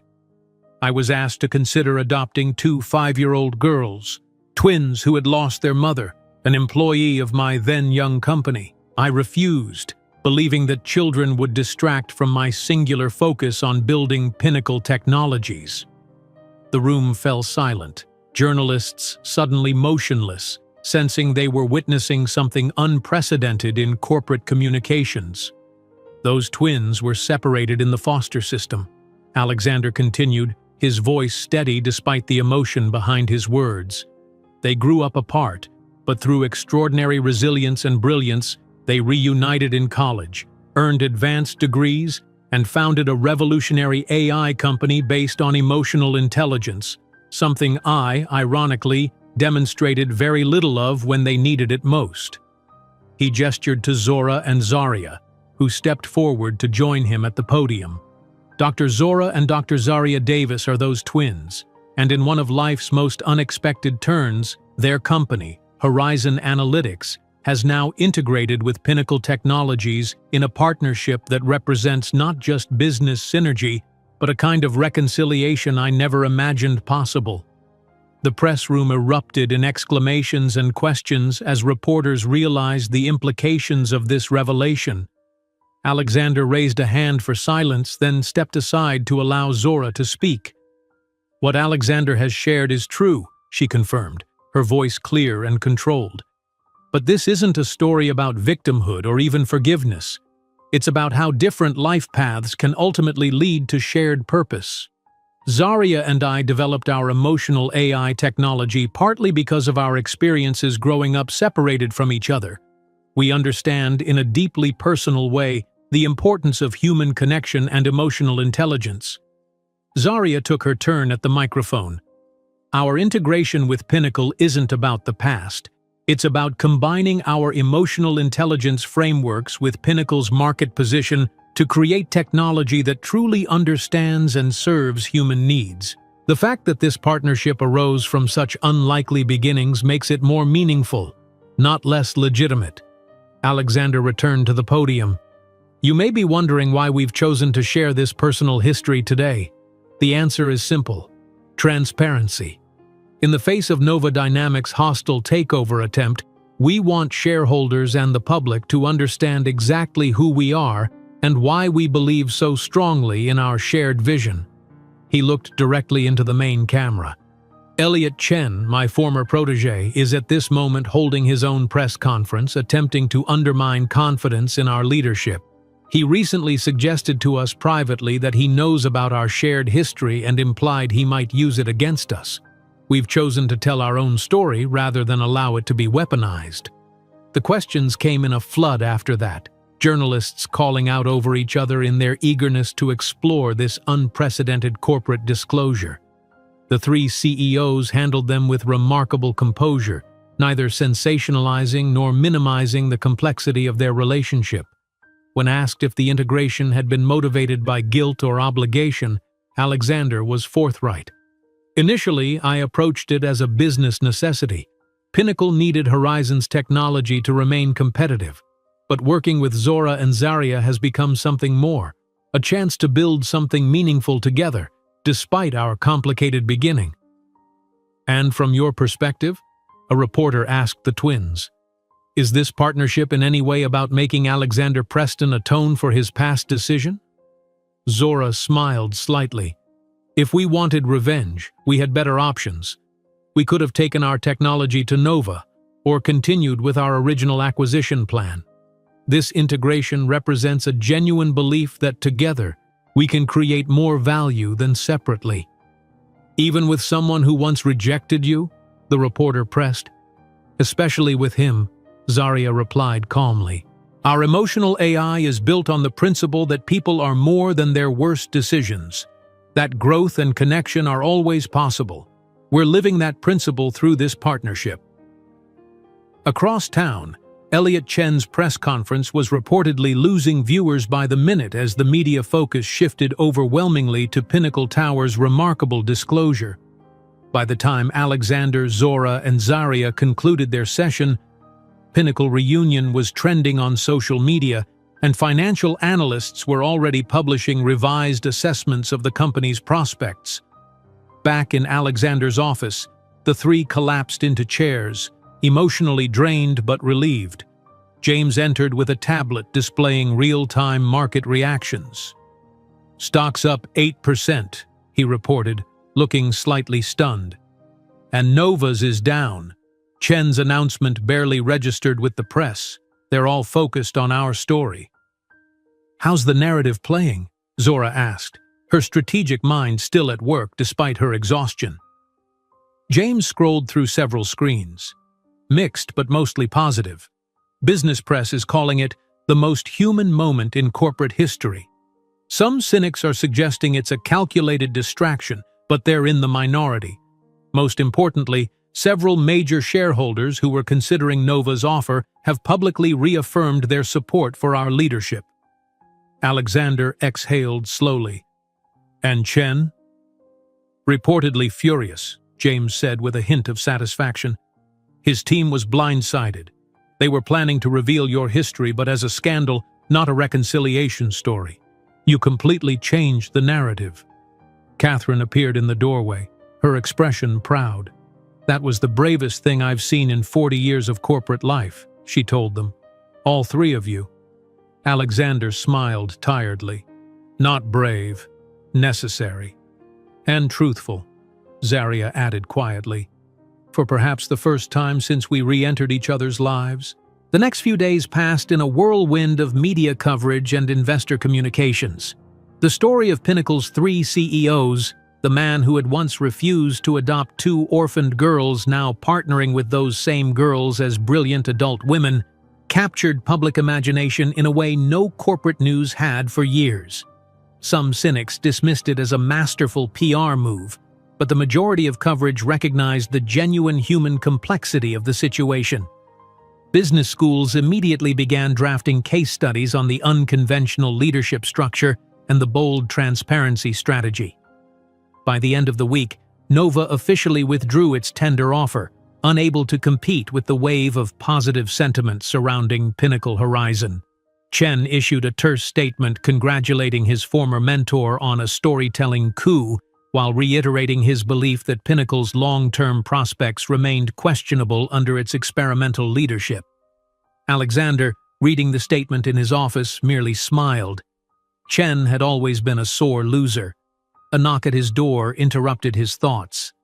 Zora and Zarya entered, both looking more relaxed than they had in weeks.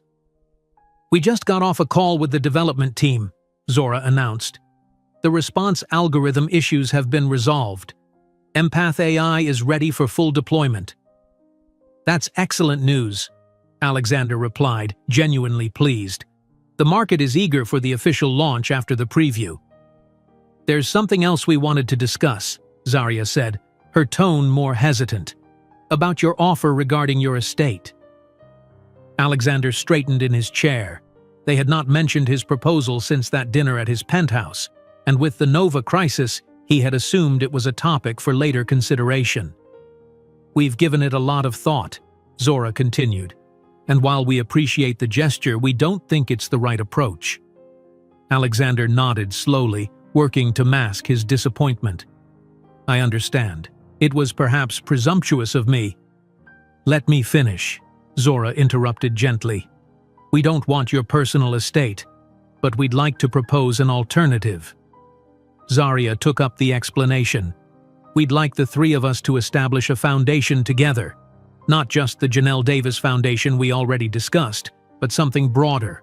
A foundation focused on supporting children in the foster system, particularly those with potential in STEM fields, and on developing emotional intelligence technology for social good."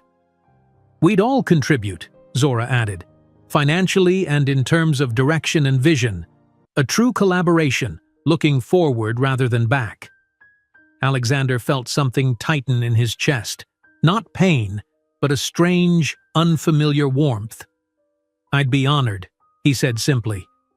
"Good," Zarya smiled. "We've already started drafting some initial concepts. We'd like your input when you have time."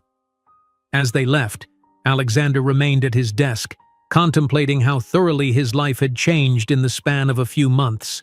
From isolated CEO defending his corporate kingdom to part of a 3-person leadership team and now potential co-founder of a foundation with the very women he had once refused to welcome into his life. The irony was profound, but so was the opportunity for redemption, not through erasing the past, but by creating something meaningful from it. Something that might help other children avoid the separation the Davis twins had endured and perhaps help him finally build the legacy that really mattered. 6 months after the integration of Pinnacle Technologies and Horizon Analytics, the company held a celebration at the Metropolitan Museum of Art. The official occasion was the successful launch of Empath AI, which had exceeded even their optimistic projections, capturing substantial market share and generating enthusiastic reviews from both technical analysts and end users. But unofficially, it was also a celebration of their survival as a leadership team, a milestone few in the business world had expected them to reach. Alexander moved through the elegant Temple of Dender space, exchanging pleasantries with board members, key clients, and industry partners. From across the room, he spotted Zora charming a group of investors with her characteristic blend of visionary thinking and sharp wit. Nearby, Zaria was deep in conversation with the chief scientific officer of a major healthcare company, likely discussing potential applications of their emotional intelligence algorithms in patient care. "They're remarkable women," Catherine observed, appearing at his elbow with a glass of champagne. "You look almost paternal when you watch them." Alexander accepted the champagne with a wry smile. 20 years too late for that. "Perhaps," Catherine conceded. "But there are many ways to build meaningful connections. You three have found yours." She wasn't wrong. In the months since their public disclosure, Alexander, Zora, and Zaria had developed a relationship that defied easy categorization. They were business partners, certainly, equals in the boardroom and complementary in their approaches to leadership. But they had also become something more personal, not family in the traditional sense, but people who shared a profound connection and a complex history they no longer sought to hide. Their weekly dinners at Mario's had become a ritual, a space where they could discuss matters beyond quarterly projections and product roadmaps. Alexander had learned about the twins' foster experiences in greater detail, while they had come to understand the childhood that had shaped his own emotional limitations. They had visited Janelle Davis's grave together on the anniversary of her death, a quiet acknowledgement of the woman whose life and passing had connected them, however circuitously, and they had made remarkable progress on their joint foundation, which they had decided to name Convergence, a reference to both their personal journeys and the emotional technological integration at the heart of their business vision. "Alexander," Zora called, waving him over to her group. "The Secretary of Education is asking about our educational initiatives. You should join us." As he excused himself from Catherine and made his way across the room, Alexander reflected on how naturally they had fallen into their complementary roles. Zora, with her outgoing personality and strategic vision, excelled at building external relationships. Zaria's technical brilliance and quieter demeanor made her the perfect leader for their research and development teams, and Alexander's decades of business experience provided the operational stability that allowed their innovations to thrive. The arrangement that had once seemed so radical, 3 CEOs sharing leadership of a major technology company, was now being studied in business schools and emulated by other organizations seeking to balance diverse perspectives at the highest levels. Later in the evening, as the celebration wound down, Alexander found himself standing between the twins as they addressed the remaining guests. "Thank you all for sharing this milestone with us," Zora began. "6 months ago, many of you probably had doubts about our unconventional leadership structure. Some of you may have placed bets on how quickly we'd fail," Zaria added with a small smile, earning appreciative laughter from the crowd. "I know I had my own doubts," Alexander admitted, "but what we've accomplished together has exceeded anything we could have achieved separately." "Pinnacle Horizon isn't just about integrating 2 companies," Zora continued. "It's about recognizing that technological innovation without emotional intelligence is incomplete. And that leadership without diverse perspectives is limited, Zaria added. Alexander took a moment to look at the women standing beside him. Brilliant, resilient, and now his partners in every sense except the familial one he had once rejected. Sometimes the most meaningful connections come from the most unlikely beginnings, he said, lifting his glass. To convergence. The crowd echoed the toast, unaware of the multiple layers of meaning it held for the three people at the center of the gathering. As the guests began to depart, a tall man in an impeccably tailored suit approached their group. Quite the success story, Elliot Chen observed, his smile not quite reaching his eyes. Congratulations are in order, it seems. Elliot, Alexander acknowledged with a nod. I'm surprised to see you here. Your board chairman invited me, Chen replied smoothly. Professional courtesy, I suppose. Besides, I was curious to see how your experiment was progressing. Zora stepped forward, extending her hand with perfect poise. Mr. Chen, thank you for coming. I trust Nova is doing well? The subtle emphasis on well rather than great or excellently did not go unnoticed. Nova Dynamics had seen its stock price decline since the failed takeover attempt, while Pinnacle Horizons continued to rise. We have several promising initiatives in development, Chen replied, shaking her hand briefly, though none with quite the personal backstory of your empath AI. The technology stands on its own merits, Zaria stated quietly but firmly. The backstory simply explains our unique perspective on emotional intelligence. Chen nodded, conceding the point with apparent grace. Indeed, and I must admit your transparent approach to the situation was masterful. Turning what could have been a scandal into an asset, I almost applauded despite myself. It wasn't a strategy, Elliot, Alexander said. It was the truth, something you might consider trying occasionally. Chen's smile tightened. Always the mentor, aren't you, Alex? Even now. He glanced between the three of them. Well, I won't intrude on your celebration any longer. I look forward to our continued competition. As he walked away, Zora turned to Alexander with a raised eyebrow. He's still angry. And still dangerous, Alexander cautioned. Nova may have withdrawn the tender offer, but Elliot won't give up so easily. He'll be watching for any sign of weakness or conflict between us. Then we'll have to disappoint him, Zaria said simply. The following Monday, they gathered in the redesigned executive suite, a space that had once been Alexander's exclusive domain, but now housed all three CEOs in connected but distinct offices surrounding a shared central workspace. The arrangement symbolized their leadership philosophy, autonomous in their areas of expertise but united in overall vision. The European launch is on schedule, Zora reported during their morning briefing. Regulatory approval came through faster than expected. And the healthcare adaptation? Alexander inquired, turning to Zaria. Clinical trials begin next month, she confirmed. The preliminary data from the pilot program is extremely promising. James entered with a tablet in hand, his expression serious. You should see this, he said, placing the device on the table between them. The screen displayed a business news headline.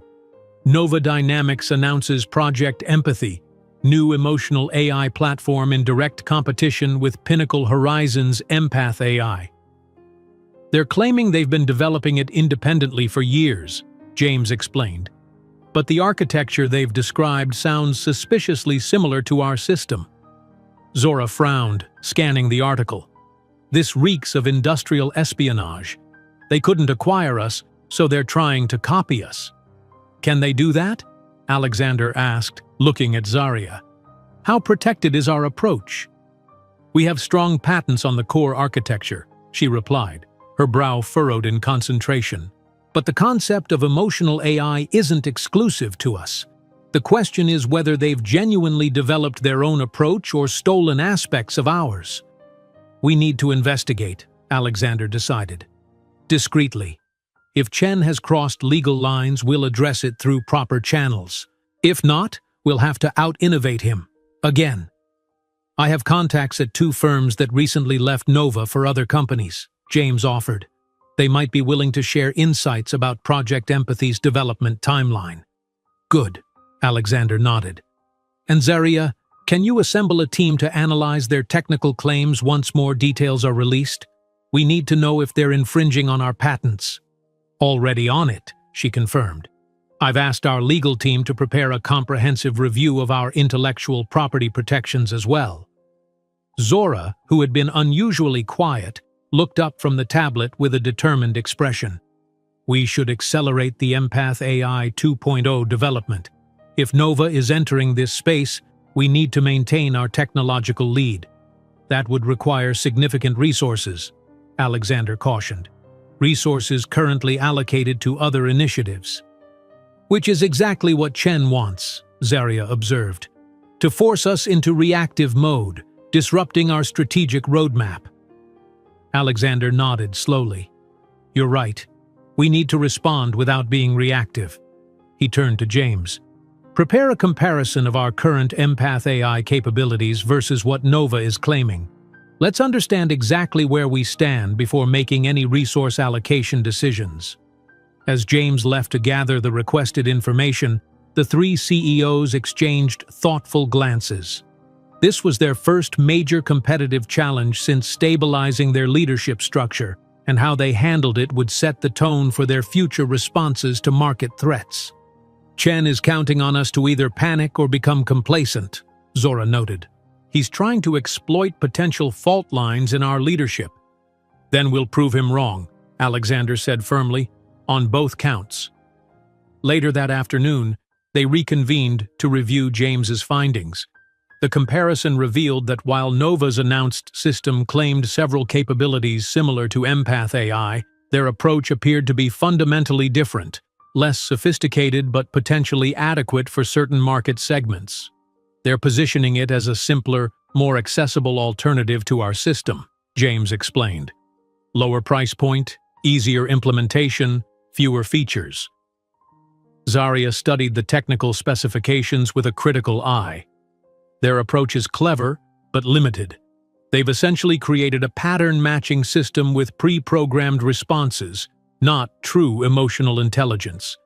But will the market understand the difference? Alexander asked. Or will they see it as good enough at a lower price point? That's the key question, Zora agreed. We need to articulate the difference clearly without sounding defensive or elitist.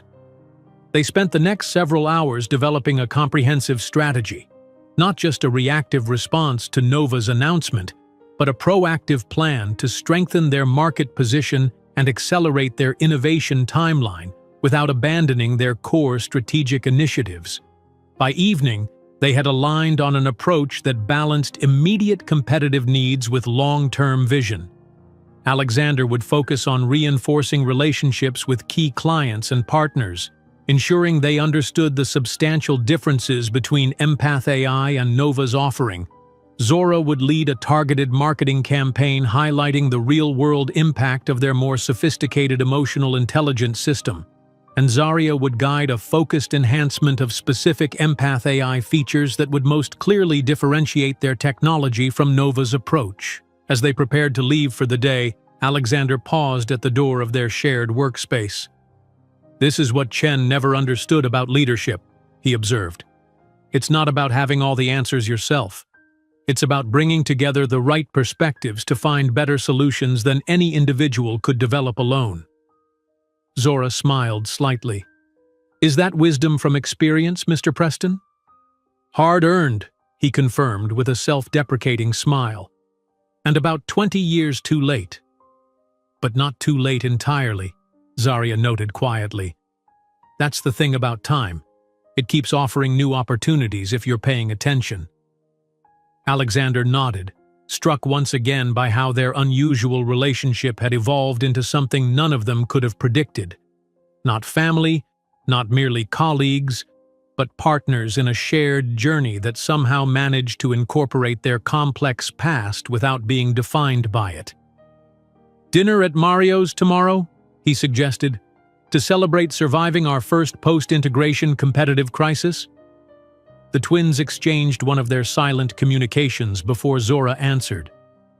Actually, we'd like to host this time, At our place in Brooklyn, if you're willing to cross the bridge." Alexander raised an eyebrow, surprised by the invitation. In all their months of working together and their weekly dinners, he had never visited their home, a boundary he had respected without question. "I'd be honored," he said simply. The following evening, Alexander's driver delivered him to a beautifully restored brownstone in Brooklyn Heights. The twins' home reflected their personalities, warm, intellectually rich, and elegantly appointed without being showy. Art from around the world adorned the walls, and bookshelves overflowed with volumes ranging from technical manuals to classical literature. The dinner was excellent, prepared by Zora, who apparently enjoyed cooking as a creative outlet away from technology and business strategy. The conversation flowed easily, covering topics far beyond their work together.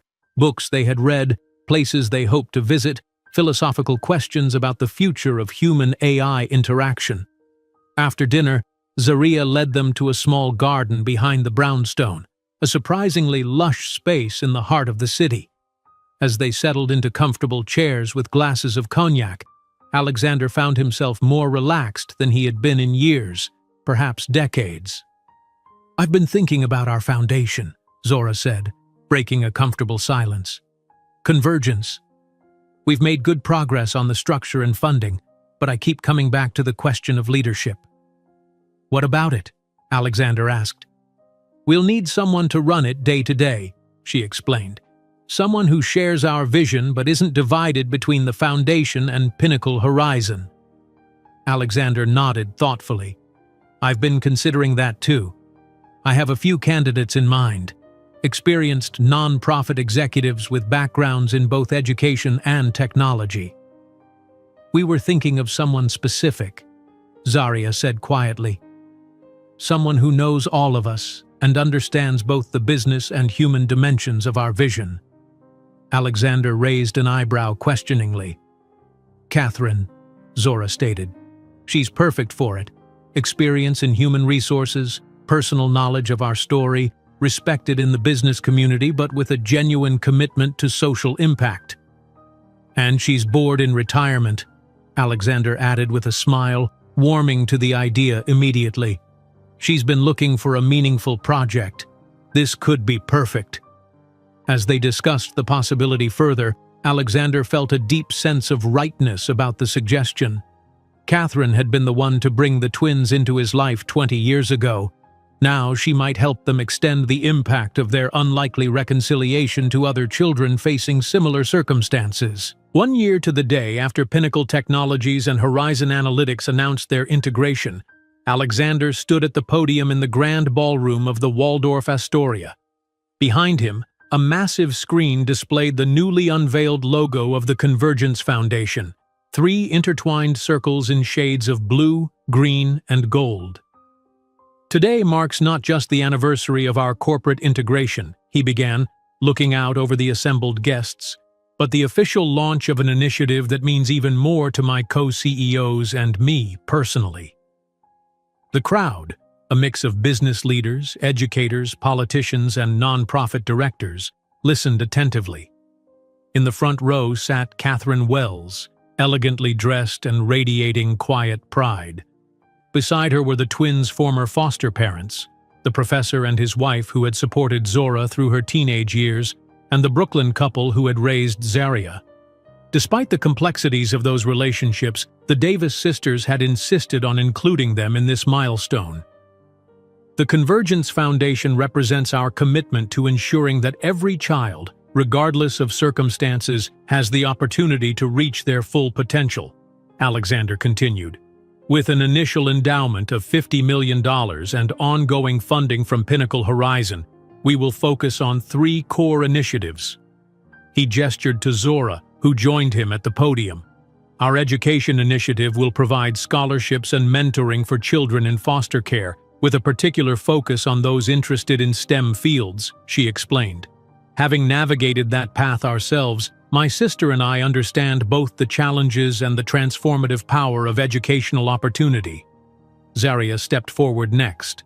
Our technology initiative will develop and distribute adaptive learning systems based on our emotional intelligence algorithms, designed specifically for children who have experienced trauma or disruption. These systems will help educators better understand and support students' emotional needs alongside their academic development. Alexander returned to the microphone. And our family support initiative will work to prevent unnecessary family separations while providing resources for foster and adoptive families to maintain sibling connections when children must enter care. He paused, his gaze finding the twins in a moment of silent acknowledgement. Because we know firsthand that those connections are irreplaceable, and their loss creates wounds that never fully heal. The room was silent, many guests visibly moved by the personal dimension underlying the professional announcement. Alexander cleared his throat slightly before continuing. It is my great pleasure to introduce the founding executive director of the Convergence Foundation, a woman whose wisdom and compassion have guided all three of us at critical moments in our lives. Catherine Wells. Catherine rose to enthusiastic applause, joining them on stage with the grace and presence that had made her such an effective HR director for decades. "Thank you, Alexander," she said, taking the podium, "and thank you, Zora and Zaria, for trusting me with this extraordinary opportunity." As Catherine outlined the Foundation's operational plans, Alexander stepped back, standing shoulder to shoulder with the Davis twins. He recalled their first meeting in Pinnacle's conference room 20 years earlier, two small girls with matching yellow dresses and wary eyes, and his own callous dismissal of the connection that might have been. Life rarely offered true second chances, he reflected, but sometimes it provided alternative paths to connection, different but no less meaningful than the ones initially rejected. After the formal program concluded, the evening transitioned to a reception. Alexander found himself approached by a distinguished-looking man with silver hair and kind eyes, Dr. Martin Hayes, the professor who had been Zora's final foster parent. "Mr. Preston," he greeted, extending his hand. "I've wanted to meet you for some time." "Dr. Hayes," Alexander replied, shaking his hand. "Zora speaks very highly of you and your wife. Your support clearly made a tremendous difference in her life." Hayes nodded, his expression thoughtful. "We did our best, but I've often wondered how different things might have been if the girls hadn't been separated, if someone had taken them both." The gentle reproach was unmistakable, though delivered without malice. Alexander met his gaze directly. "As have I, especially in recent years. Yet here we are," Hayes observed, gesturing to the room where the twins moved confidently among the guests, their natural leadership evident even in this social context. "They've become remarkable women despite it all."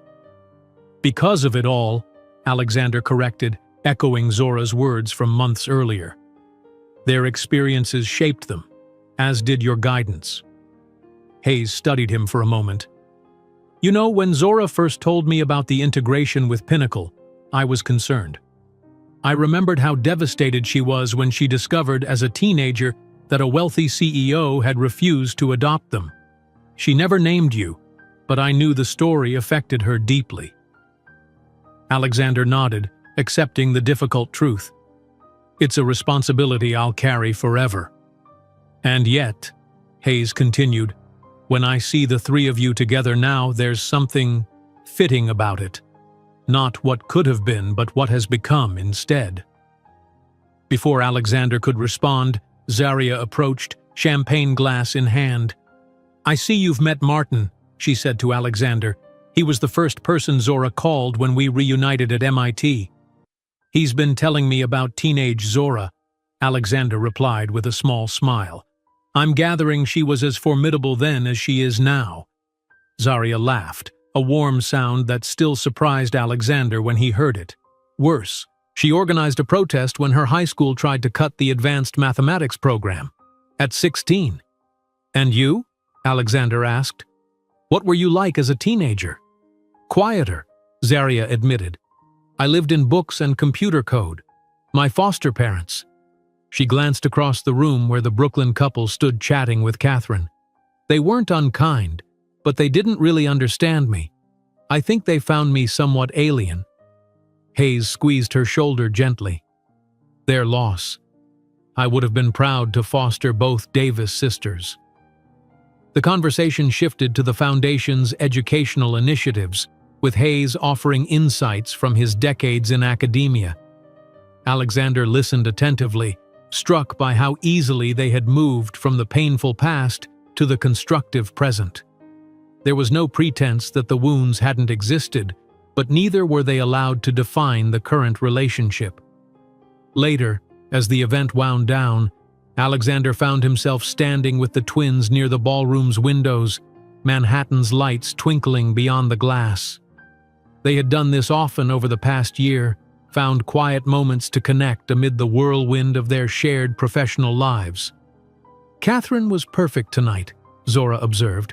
"The Foundation is in good hands." Alexander nodded. "She's been waiting for this opportunity, I think. A chance to make a difference on a larger scale." "Like we all have," Zaria added quietly. The weight of her words hung in the air, an acknowledgement of how their unlikely partnership had provided each of them with something they hadn't realized they were seeking. For the twins, it was the chance to transform their personal experience into systemic change. For Alexander, it was the opportunity to build a legacy beyond corporate success, one based on human connection rather than market dominance. "I had a conversation with an interesting potential donor earlier," Zora said, changing the subject. "The CEO of Brighton Technologies. They're developing virtual reality systems for educational applications." "Gerald Brighton?" Alexander asked, surprised. "He's notoriously reclusive. I didn't realize he was here." "Apparently our story resonated with him," Zaria explained. "He was a foster child himself, though he's kept that private until now. He's interested in funding a joint initiative between our foundation and his company, virtual reality experiences that help foster children maintain connections with siblings when they're placed in different homes." Alexander felt a surge of admiration for how the twins continually transformed their personal pain into innovative solutions. "That's remarkable. VR could create shared experiences even when physical proximity isn't possible." "Exactly," Zora nodded enthusiastically. "We're meeting with his technical team next week to explore the possibilities."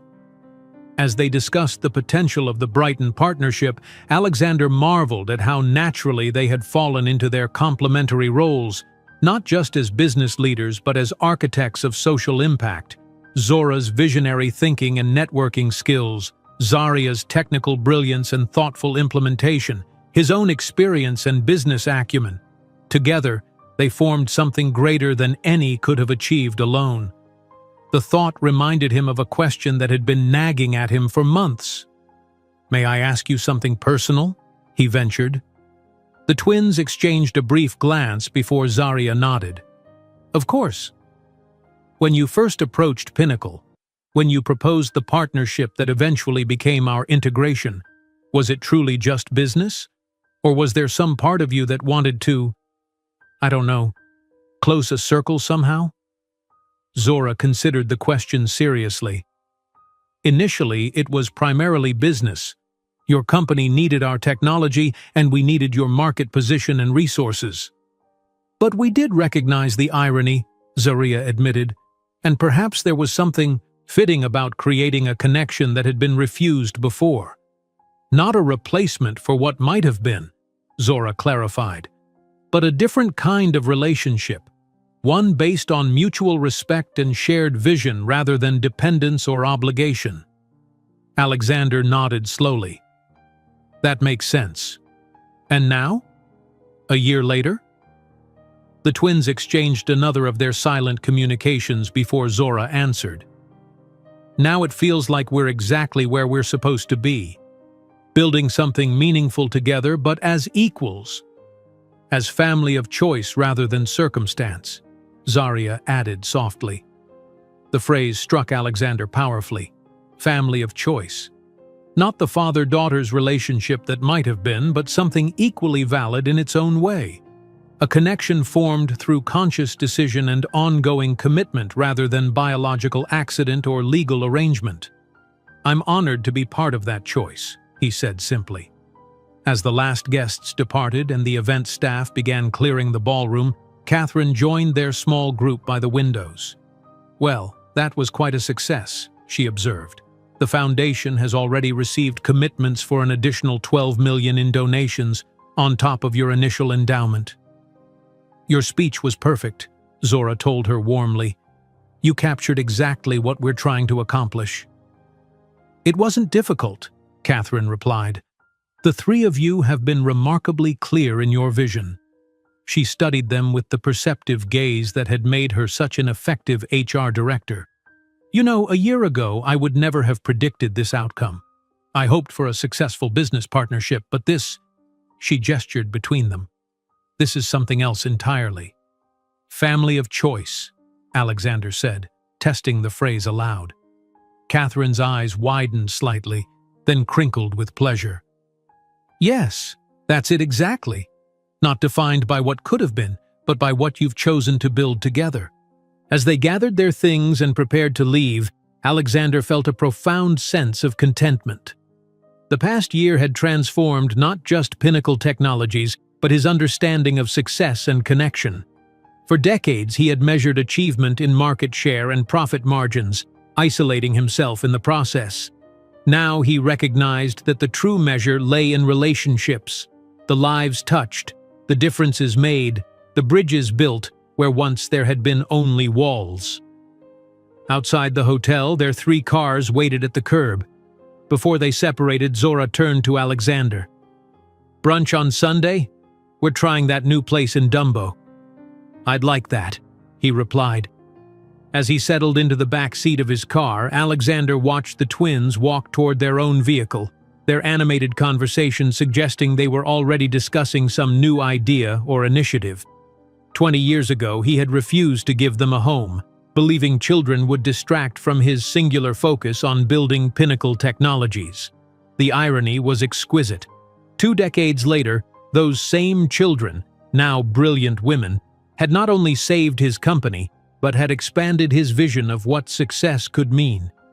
They had refused to be defined by his rejection, creating extraordinary lives through their own brilliance and determination. And in doing so, they had offered him a chance at connection he had never expected to find. Not the connection that might have been, but perhaps the one that was always meant to be.